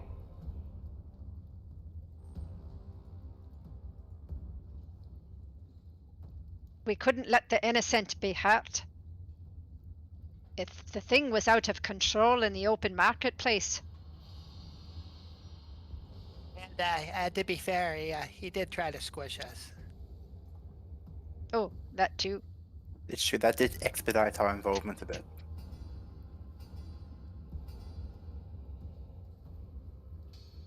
Okay. They nod. Say... They don't even say anything. They kind of just nod and acknowledge, and then go about questioning the people around. You see them taking notes of damages and things like that. But they just go about questioning. Is the body still there? No, the stone giant took the body and the heads. Excuse me, sir. And she'll tap on one of the Dark Dwarf's arms. He turns around towards you. Do you not think it's strange that there's a two-headed giant in your marketplace? It's very strange, but it's non-business of the outsiders. Be on your way. Well, can I just share a little something with you? He turns towards you. You would like to make a further statement? He has a notepad out in front of him. He kind of waits. Oh, well, Your something name first. My name is Sarah. Without an H, please. He looks up towards you, and you see him make a cross out on something on his paper. Well, you see, we were in another town, and there was two-headed problems there, and in fact, the whole town was taken over by evil from the water. We're aware of the fate of Sloop Ludop. Oh, good. Okay. So what are you doing? What measures are you taking to make sure that your city is safe? Measures are being taken. Excellent, then. Just wanted to, make sure that you had that you had some measures. She'll sort of... He nods. Says the measures have been imprisoning any outsiders who seem to be involved. You're all not involved with this, are you? No, of course No, not. Like I no. said, we were just about to get squished. Wrong place, wrong time. Or right place, right time. One of those. Wrong place, right time, I don't know. Okay, that's the end of my statement. Thank you for your time, and okay, bye. He turns and goes back to questioning other You're witnesses. You're really getting the hang of talking to Gracklstugh. I feel like I really fit in here. I think they like me. Like a fish in water. Yeah, isn't Like it dark though? lake water. Oh no! Don't say that. That's not right. So how about that drink then? Is it too soon? I think that sounds good. We should. Yeah. I don't know. This place is kind of. We should maybe go somewhere where we can talk. What time is it? Oh. Is that Wasn't there an inn/bar we could go to? There the is. spire? Shattered Spire? The Shattered Spire is Shattered where several of your Spire. friends are at. Also, Goldborn's Lair is also an inn and tavern. The Shattered Spire is where Hemeth told you all the locals hang out. And the Goldborn's Lair is specifically for outsiders. We should go to the lair first, secure rooms. I think that's a good idea. Yes. Yeah. So we'll go to the lair. Or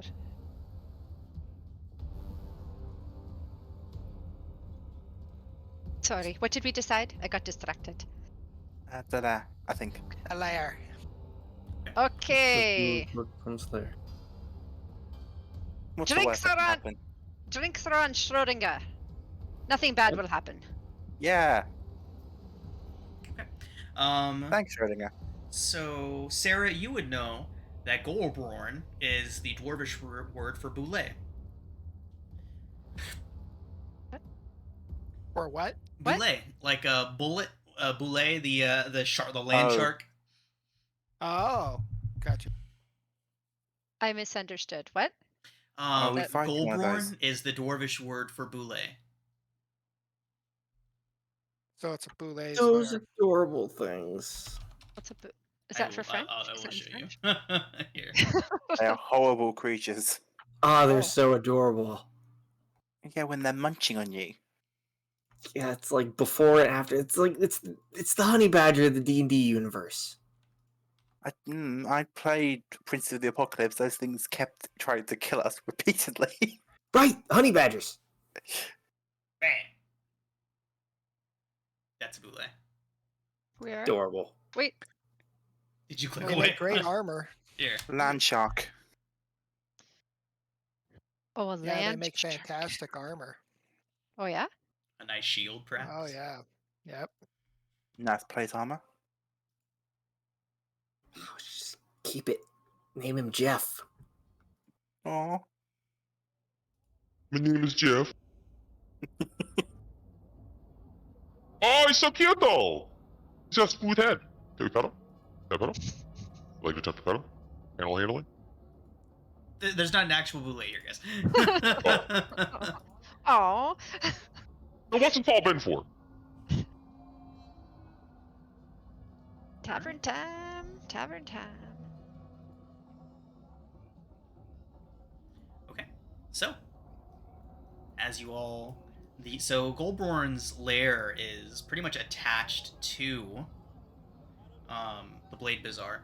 So as you're wandering through the bazaar, see its business as usual seems to have resumed relatively quickly here. But yeah, it doesn't take long before you all find yourselves in front of what looks to be a cavern wall with a big sign above it. One of the only signs that's written in common that says Goldborn's Lair. In and drinking establishment is what it would say.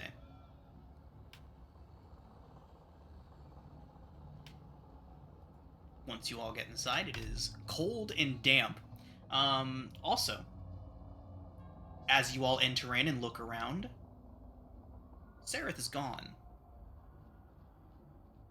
Sereth has not followed you here. Did I notice him kind of drift off away from us? His 23 stealth check noted you. No, you did not. I look for him. Yeah, you can go out and start looking for him. One less person I have to buy a drink for. Cillian would like to help track him down, and due to Drow being one of my favorite enemies, I have an advantage on anything trying to track him down. Damn. Nice. Ranger ability. Yeah, don't take serious very quickly. Yeah.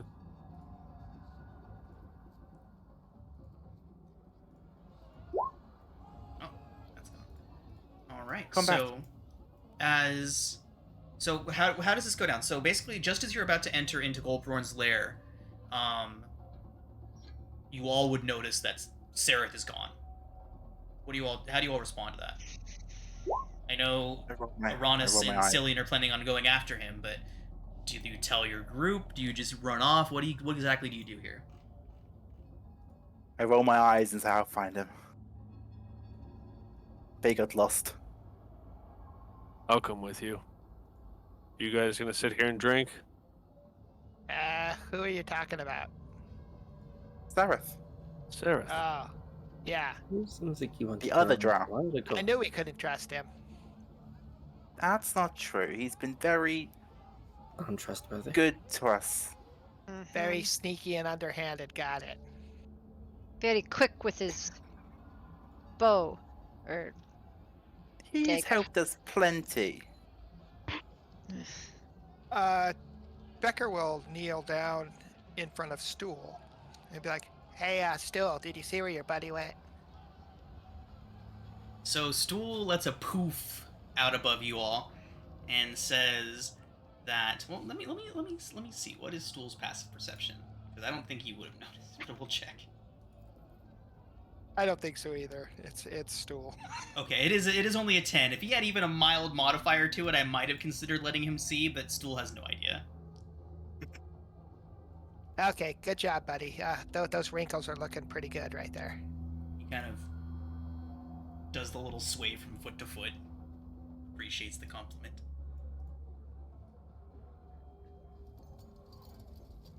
So is it just? Do you guys want to just go look for him, or do you want us to wait here?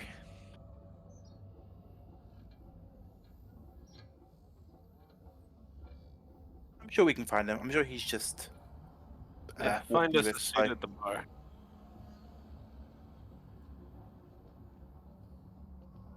I'll order you a beer then. Yeah, and make sure you stay out of trouble. You're not going to have Sarah with you to grease everything. Yeah. Yes. How will we get past without Sarah's lead tongue? I think you meant gold. Gold. It's gold. Oh, Dennis, you're such a flatterer. Yes. We'll just go take a peek. Yeah. Just backtrack a bit. I'm sure he's just dawdling. He's a bit slippery, that one. Be careful. You know what he's like with crowds. Yes, and be careful as you go and search for them. Right. So, as Aranus and Cillian turn away from Golbram's lair and walk back into the crowd of the Blade Bazaar, the rest of you head on into the establishment. And it is an inn built inside of a rather decently sized cavern complex. As you walk in through the main room, you see several tunnels branching off, all well lit, that seem to go to different sections of this area. And they appear to be long hallways, and you can see guests walking up into them and towards them. Appears to be where all the rooms are located, or through these other caverns. But in front of you, splayed out, is a wide open common area. It's cold and it's damp in here, which is actually a slight pleasant surprise, change from the heat and smog and smoke of Gracklstugh. But yeah, there's a couple Kuatoa standing around solemnly looking down at their ale cups. There's obviously a few Duergar in here. A drow or two at the tables. Some Smurf Neblin. No surface folk that you all can see. Finally, we get to a tavern. This is the place we want to be. Treason, come on. Let me buy you your first beer. Don't know if that will be enjoyed by me, but very well. Oh, just wait till you get a taste of that cold, wet, fizzy drink on your tongue. So she'll pull Treason by the arm up to the bar and ask the bartender for some beer. Perhaps we should get a table? Oh. Sorry, she asked for it around at the table. So, are you gonna join us, everyone? We're gonna watch Treason have his first beer. Becker will sit down.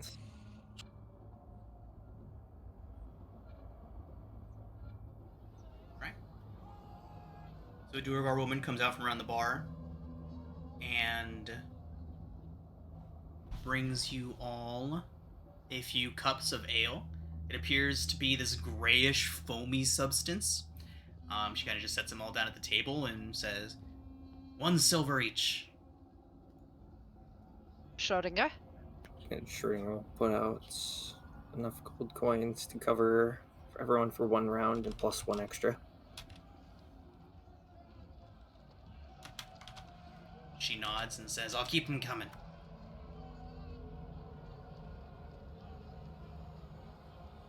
How much? Yep.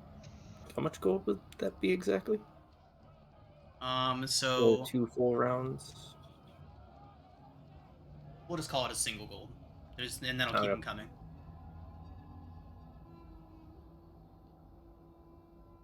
Do you guys like beer?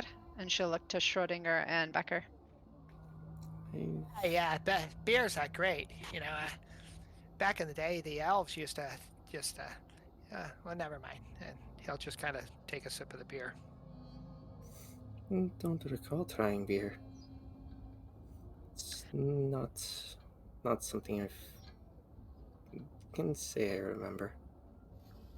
Well, excellent. We've got 2 first-time drinkers at the table.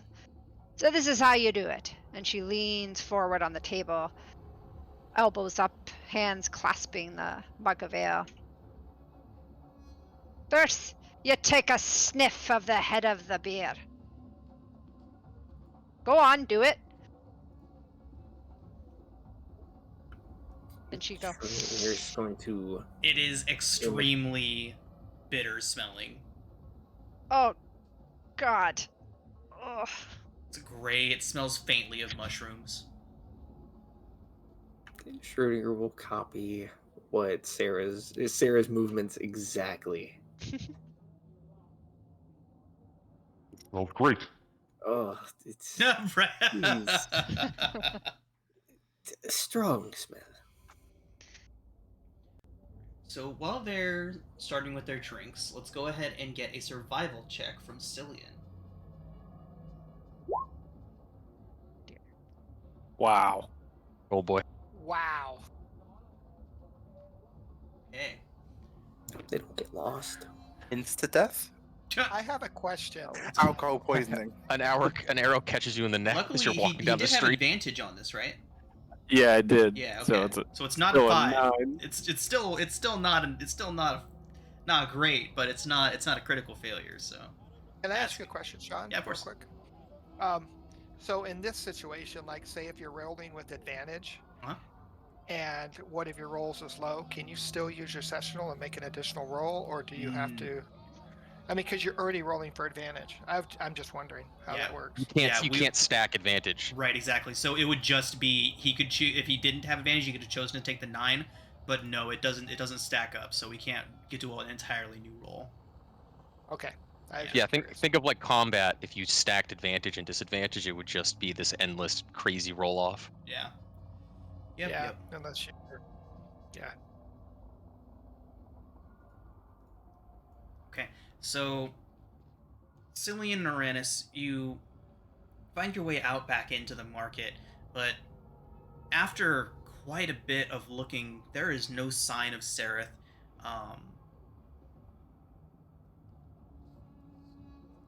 With a 9, I would say after maybe about 30 to 40 minutes of looking with no sign, it would be safe to assume that you've lost him.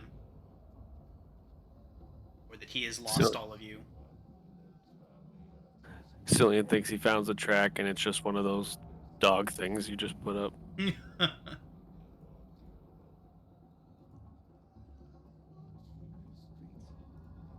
Screw up, let's go drink.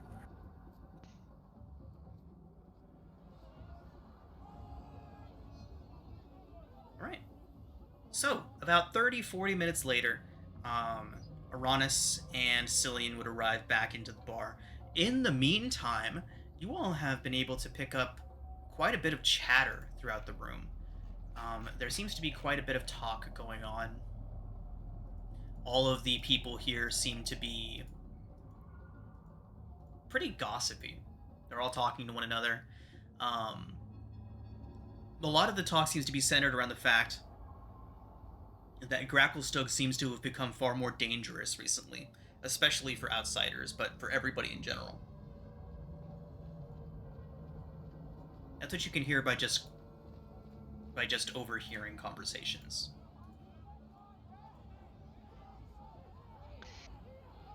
So you see, Trazen, once you got your elbows on the table and the mug firmly gripped, and you sniffed the head of the foam stuff.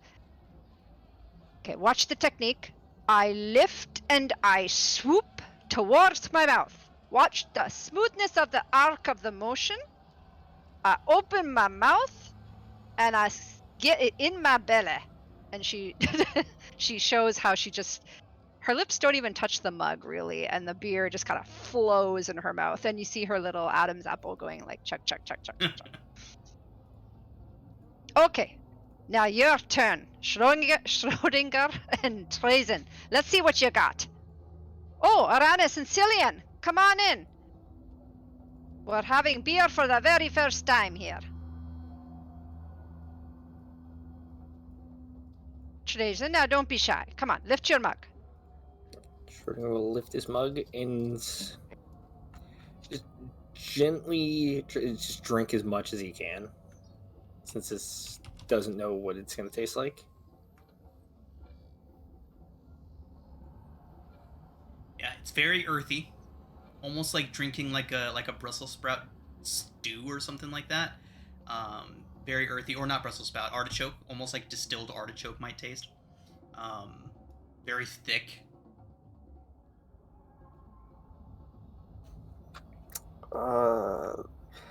This is good.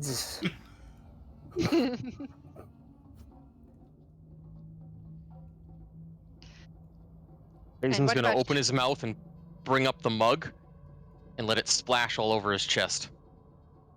Off! Oh Oh. my god. Does Delicious. begin to absorb.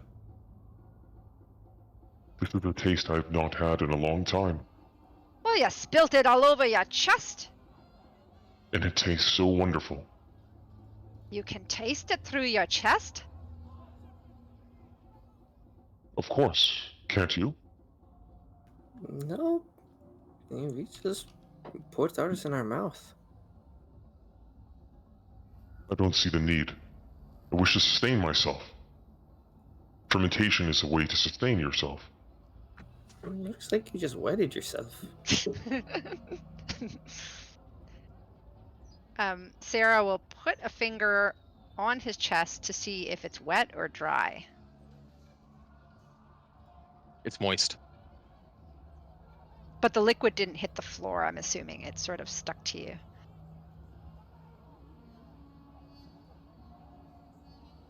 I'm asking. No, it hit Trazen. It absorbed into like himself. Again, it's fermented liquid. It's what mushrooms love. So what do you think? Did you like the taste?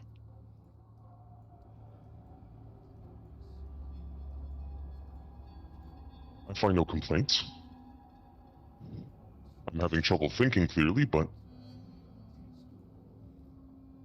overall, it's pleasurable. Excellent, excellent.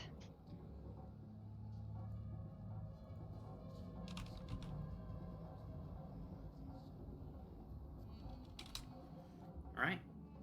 So at this point, Cillian and Cillian and Aranis have already re-arrived, right? Yes. Seem to remember Sarah greeting them warmly.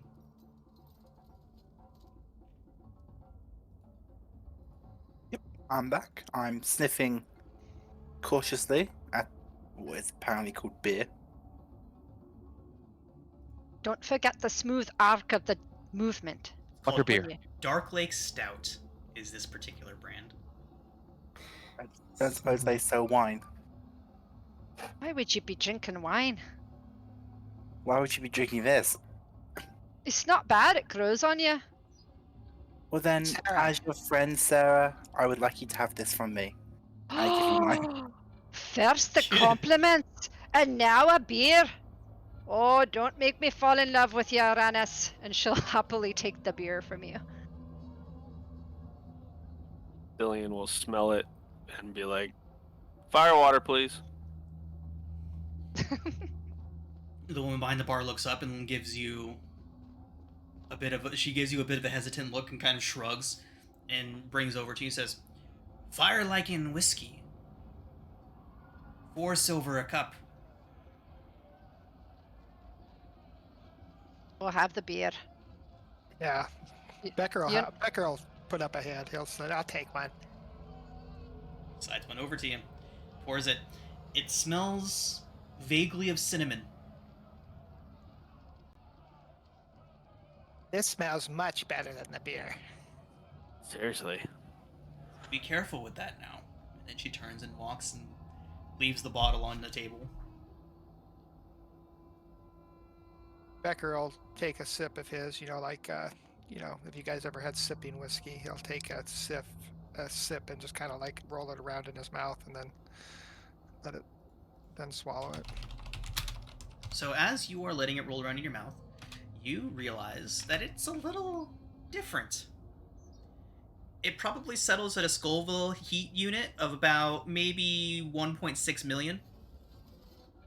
It's extremely hot. Like Carolina Reaper hot. Like extremely spicy. Like Becker will kind of like force it down and be like, hey, yes. He'll look around and just kind of grab his beer and just start chugging it. So yeah, so like right around like 1.6 million Scoville units, that would put it up on par with like a Scotch bonnet habaneros, or even higher than that shit. Like it's actually closer to a Carolina Reaper. That's a hot. I'm gonna probably regret it, but I'm gonna stick with what I was originally gonna say. Was that Cillian just as soon as it arrives, just straight up shoots it off? Nice. So Becker takes a sip. At the same time, Cillian just shoots the whole thing back. And yeah, it is intense. Cillian, so Becker took just a sip. Cillian knocks this whole thing back. Cillian, I do need a Constitution saving throw from you, please. Sessional. Oh my god, Sessional. Oh my god. So Cillian, you all see Cillian begin to turn red and sweat. But Cillian, you actually managed to handle it pretty well. Maybe there's some ethnic familiarity somewhere down in your history of your family that kind of prepared you for this level of heat. But it is intensely hot. But you're not like about to throw up or anything from it being so hot. You actually managed to handle it pretty well. That's what it would appear like to the group, but I would say I might have pooped my pants a little. Hey, Sarah, you can have this. And Becker will just kind of slowly push over the... You guys are too good to me. And she'll take a sniff. Oh. Try it. It like singes your nostrils. Oh, this is strong. Of the earth, this is. Yeah, it's a little something. I think you could polish your armor with it. You think I should use the smooth arc method?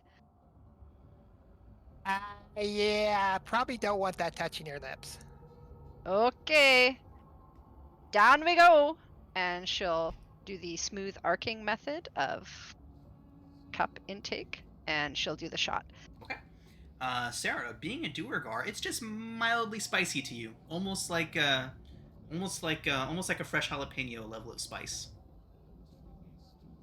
Ooh, it's got kick. I like it. I feel warm right down to my toes. That's it. Perhaps this is something I should try as well. You seem Yeah. to be having fun. Yeah. Pour it on your chest and see what happens. You may just burst into flames. You exaggerate, Cillian. It's not that bad. I'll try some. Cillian is still like sweating. And Becker's still like Yeah, sticking his tongue out and taking drinks of the beer. I feel like the beer I'll would try help, some. like earthy and frothy. I feel like it would help. Barmaid, 2 more of the fire water, please. She gives you a appreciating nod, kind of like an impressed nod. She did leave the bottle. Oh. Yeah. Here, let me pour you some. Aranis and Trezen, there you go. I've never really drunk before. Oh my god. Oh gosh. It's nothing, believe. No, May I start with it. I'm not even technically an adult yet.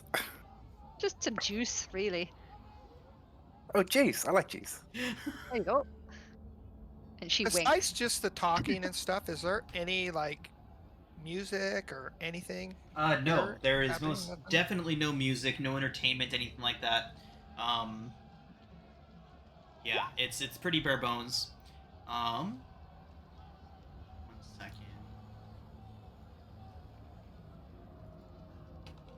Well, as Becker's watching the drinking, he'll pull out his pan flute and he'll just kind of start cleaning out the reeds and stuff like that because it's probably gotten a little dirty in our trip. And once it's cleaned off, he'll just start like playing a melody softly.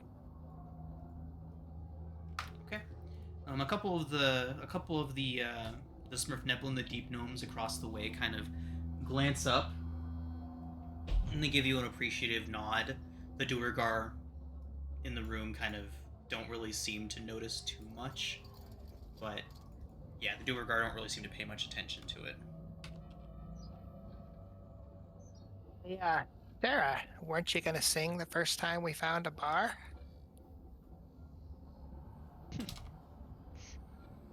I could, but I got third place in a singing contest. Did I tell you that? I know, that's I can't wait to hear it. And Becker will start playing a song that she may know, hopefully. Maybe a I am. Duragar song. Can I make a history check to see if I remember one? Sure. Aranis, how was it? Did you grow some chest hair after that? Oh, It Rand, was did you fine. drink it? Yeah, Oh, I got 16 on my con. Oh, nice. Okay, 16. It is still brutally hot for you, Aranis. You are able to. Well, I mean, a crit means that Cillian was able to sit there and just take it. Anything less than that, I feel like you'd be coughing and sputtering from the heat. That's not like the juice I'm used to. Oh God. Oh, Aranis, so much to learn. So Becker will start I playing think we an use old this. I song. think we use this to clean wounds. Cleans inside wounds. I'll be with you in a second, Becker. Wait, okay, Trazen on the chest. Let's go. Let's see. I am happy Very to well. accompany you, Becca. What was that? I'm sorry. You were looking for vocal accompaniment. I am happy to assist. Okay. Well, Becker is playing a old sounding Duragar song. God. I will turn it into a song about Elestri. Because that's the only songs I know. Yeah, you could just accompany. Yeah, perfect. And I definitely will be casting guidance on myself. Okay, let's get some performance checks. Here it comes. Okay. I mean, A 12 isn't isn't terrible. No, it's not. It certainly could have been worse. Okay. I'm nervous. I just had my throat burnt out by fire water. I'm still finding my voice. I don't know Durga songs. I'll use my sessional just to make it. We're almost done with the day, so. Okay. All right. So how does it sound, everybody? Cillian will beat time on the table. Little percussion.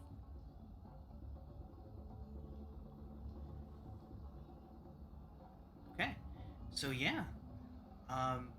Becker and Aranis, what does your music sound like? Like how do you all perform this? I mean, your Becker's playing is definitely above average, and Aranis's accompaniment isn't terrible. Thanks.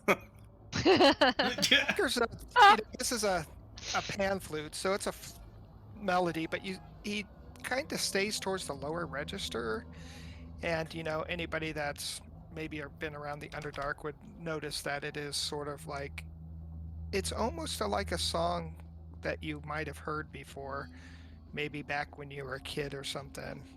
But it's a very old, like Duragar song. It's it's lower registers. There's a lot of halts to it, and then crescendos and stuff like that. It's very dwarvish. Nice. I'll try to match notes Alestri. rather than attempt. Alestri. No, I'll try to. I'll vocalize and harmonize with you rather than trying to attempt to be a lyricist. Awesome. Okay. So yeah, a few of the patrons have stopped their drinking and are looking at you and watching, and a couple of them are even nodding their heads along with you as you perform.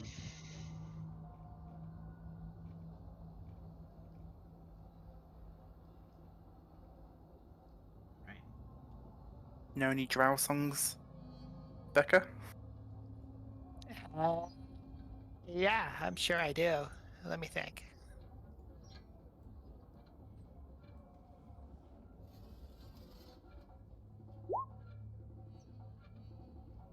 Oh yeah, look at that history roll. Yeah, Becker knows a drow song. You know, He'll you know start all the playing- hits. He'll start playing. Being a drow, you would know that this is a song of Loth that is like usually played in the temples by the priestesses. So you're kind of like shocked that Becker knows it. I will come to you and replace all mentions of love with Alestri. Okay, perfect. With difficulty, because that's a lot more syllables. Yeah, Becker doesn't sing because he's playing a flute, so you can do whatever you want. I'll make a performance roll, see how terrible it is. I am the next Don't Dell. stop believing in a last tree. Damn, go Becker. This one is, it's very, like, almost like, you would think that being Elvish, it would be very, like, flowing and you know, like, harmonious, but this is very a disjointed type of melody. It goes up and down the register, and it's, you know, just, it's haunting, but kind of in a creepy way. I'm Just like singing, Journey. I'm dancing, I'm getting into it, I'm twirling. This is just like being back at home, except I know Start headbanging. I shouldn't take off my clothes here. I will offer a hand to Sarah to join us. It's not my type of music. It's nice though. You two make quite the pair. I'm more with, you know, fiddles and such.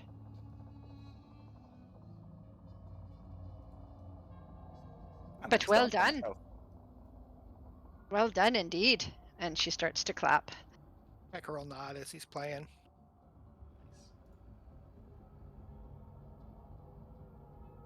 And Becker will also kind of nod and kind of gesture with his head over to the table when he sees the others walk in, topsy-turvy and all them. I So use dancing lights to get some strobes. when they come in,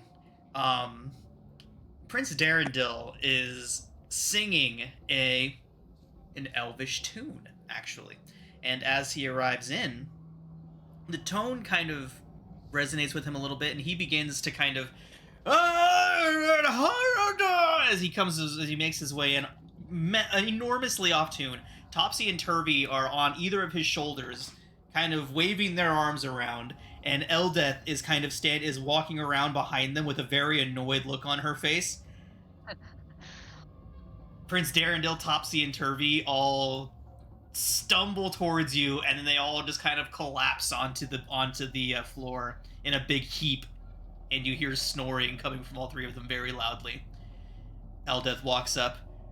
These three may have had a little bit too much fun at the Shattered Spire. I apologize. I wasn't able to keep them under more control, but I heard that this was the only inn in town that let outsiders stay, and, well, they need a bed. Or three.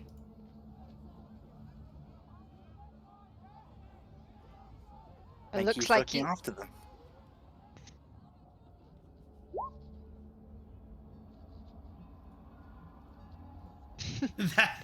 That's a deep gnome. Oh, it looks That's awesome. looks like a baby Yoda cousin. Yeah, it does look like Baby Yoda. Well, we've had quite a party here. We've had singing and flute. And Treisen and Aranis had their first beer. I do not recommend it. And Eldith says that she also managed to get some of that fire-like whiskey. Says that the prince was very fond of the Dark Lake Stout, and that Topsy and Turvy, she's not exactly sure what they got into, but they went and talked to a deep gnome and then came back and were belligerently drunk.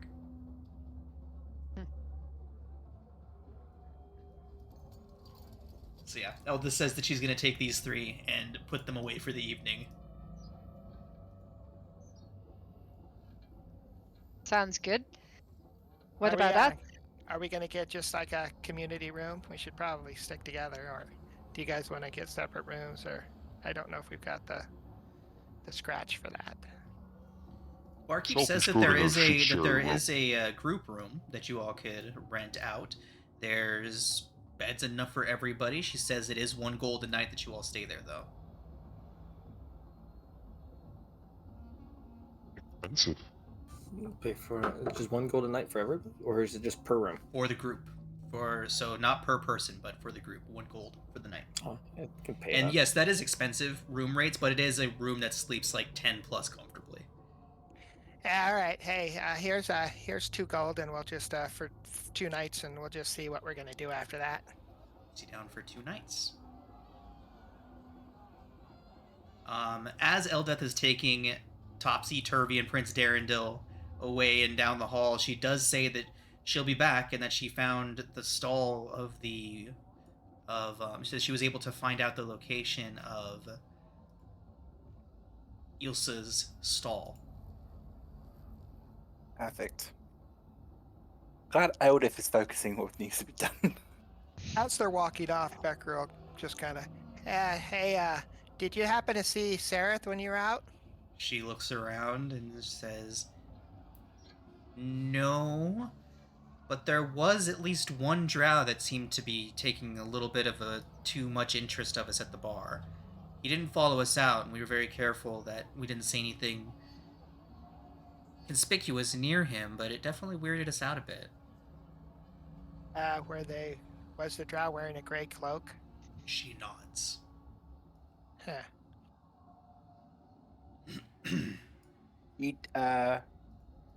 Unless Trazen told you that you don't know about that.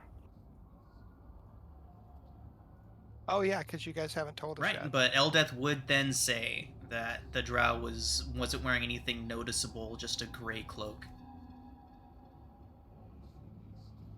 I don't say anything. Ah, okay. Well, seems like a pretty good color for them. I'll have to get me one. They're clearly the latest fashion in the Underdark. A few minutes later, Eldeth would come back and join you all.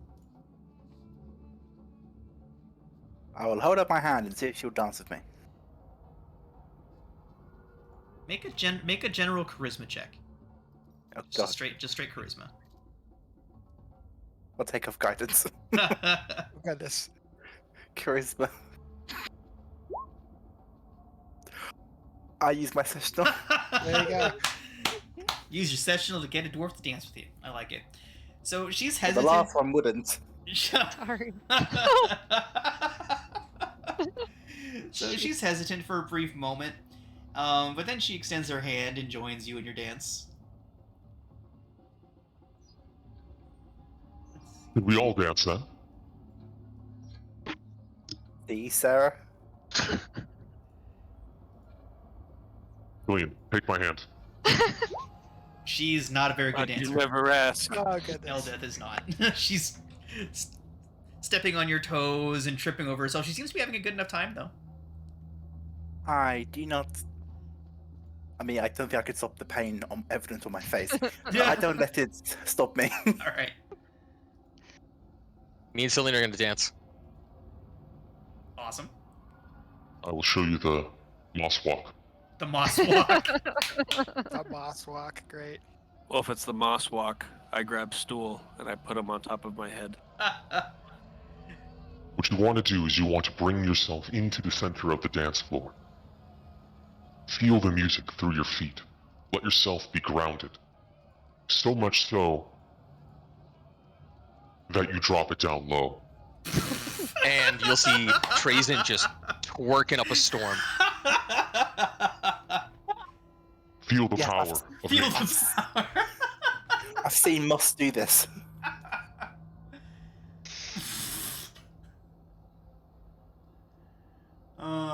Act out your move, Cillian. You have it in you. I'm personally dying, but whatever you say. She's doing it with a giant mushroom on his head. Just the imagery of giant mushroom man twerking with a man with a mushroom on his head. Oh, this is one of those moments that I really wish I could just like afford to hire an artist to make these little things happen. Because I like imagine that prompt, just go and commission like an artwork. Like, yes, I would like a giant mushroom man twerking in an underground bar, please. Surrounded by Durgar. Now, are these individuals? Are they picking up what we're throwing down? And we're throwing down heat. They are notably not, but the two deep gnomes, go ahead and make performance checks, whoever's dancing. Right. Oh God. I'm not going to use guidance because I think I'd have to say it first. Performance.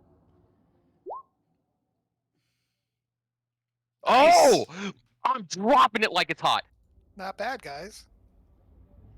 It does not take long for the deep gnomes to join you all.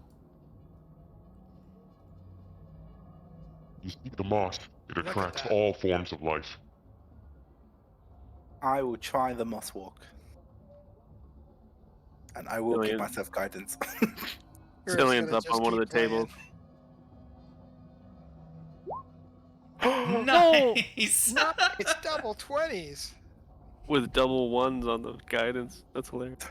That is awesome. How are you dropping it so low to your ankles? I don't even have that flexibility. Practice. If there's one thing my community taught me, it's dancing.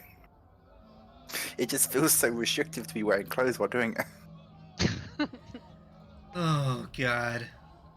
I think that means he grew up in a strip club. With moves like this, I would be well paid. Cillian, do you have any copper?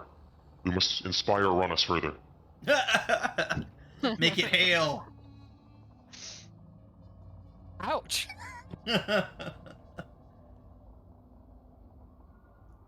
Sarah, join us now.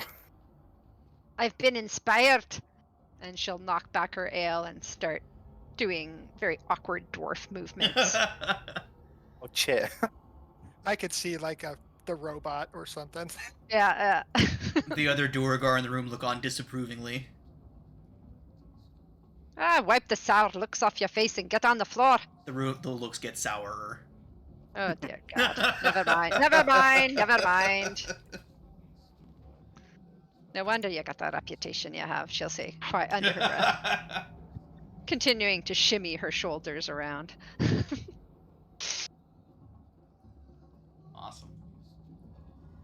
Wonderful. Hey, you wanted us to come here, and we all know that there was going to be battles. Physical dance battles. Drink It battles. was meant to be. Yep. Dance battles. I do the sacred flame. Use dancing lights. Turn it into a disco ball. Yeah. I use dancing lights. I make them strobe. Oh my God. Okay. Oh, when you do, Trazen's gonna cast Fairy Fire on all of us, and we're gonna glow. We're glowing. We're moving. We're schmoving. What is the bartender's reaction to all this? They are doing their best to ignore you. Basically, all the Duergar in the room are doing their best to ignore you. Any non-Duergar by this point would have 100% joined in with the festivities. So Is there's Dolph Lundgren over here dancing with us? Who? Dolph Lundgren over here? Yep. Oh no! She's Duergar. The Duergar are Off Lundgren. the Duergar are very pointedly ignoring you all. This is a Durgar? Yeah. Or Drow? She's Duergar. Oh, wow. She's Duergar. Oh, she. Oh. Yeah. Oh. Okay. She looks very angry.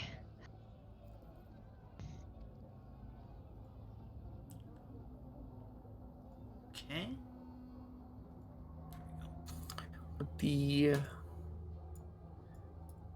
Would the person behind the counter happen to possibly sell some of their coals? Used coals from a fireplace? She would just Or give. She would just part away with them? She would just give them to you. Yeah. Sweet. Then you have to buy them. Look at that.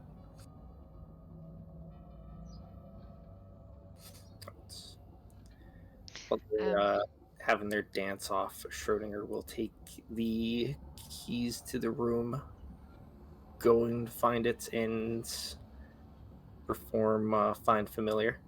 Okay. So, anyone else heading to the room for the evening with Schrodinger? I feel like Shushar probably would go with you. It's time for him to begin his meditations. I think we're pretty well beat and stuff. I mean, this is going to be the first bed we're going to have in a long time. Yeah. I would like to wait for Sareth to return if I can. If it starts getting really, really late, then I'll go to sleep. Well, time's difficult to tell around here, but you do begin to see that the crowds are starting to thin out. The Blade Bazaar is beginning to empty out a bit. You can see it you can see it through the door outside. Sarah will shimmy her way. Could she shimmy her way over here? Sure. And okay. Shimmy. Ooh, oh. Is it subtle? Well met. She looks up. She says, "You're not from around here, are you?" Not really. How could you tell? Well, no Duergar of the Forge would embarrass themselves as you just did. Oh, you mean with my little dance? It's not the Duergar way. Frivolous. Superfluous use of energy. Well, you call it a waste of energy, but it kind of brings my energy back, enlivens me. Good for the soul. Hard work's good for the soul, outsider. Okay. She actually says the Duergar word for outsider, Sarah, something that you would know to be a rather derogatory term. Something that's not usually directed towards other Duergar. Whether or not you're aware of that to its full extent is unknown, but...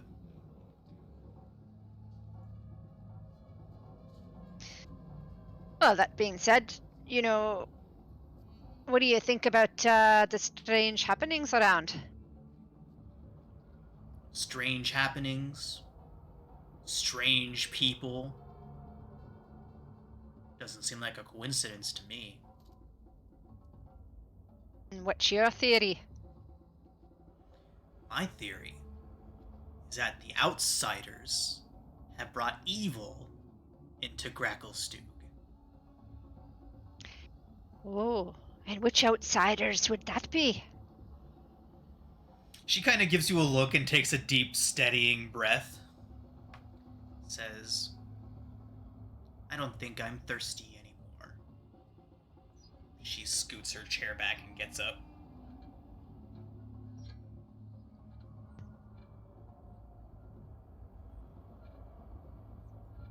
Are you leaving then? She says, "Think I'll find a place with some more like-minded folk," as she begins to start to walk out.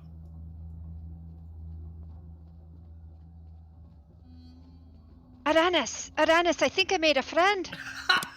Oh yeah? Who? The lady at the... Oh, she's gone now. but I will shout out, "Bye, Sarah's friend." Oh, they didn't turn around. They did not. They very, very, very much did not turn around. They must be tired. Or they're going out specially to get you a friendship bracelet. I've seen this before. The other kids used to do it at the community. The one thing she said was strange, though, and I don't think she meant anything by it, but she seems to think that the outsiders, and she looked right at me when she said it, that we're the one bringing the trouble. Doesn't make much sense. We just got here. Although, to be fair, we did just get to that fish village when everything kind of went bad there. And then we just turned up here, and there was a two-headed giant. Oh. At that point, Uranus, about half a dozen Duergar appear around you all. See. So about a half dozen Duergar appear around you all, appearing from invisibility. They point their weapons at you all, and they say, "You arrived in Slublodop just before it fell? Come with us." No, who said that? No. It was already falling when we got there. And as you say that, they say, "Reinforcements are on their way." As one of them kind of reaches up and touches a gemstone on his arm, says, "We just need to ask you some questions. Come with us to the Storm Guard stronghold. You can do it in chains or you can do it freely. The choice is yours." And we're going to call it a session there, everyone.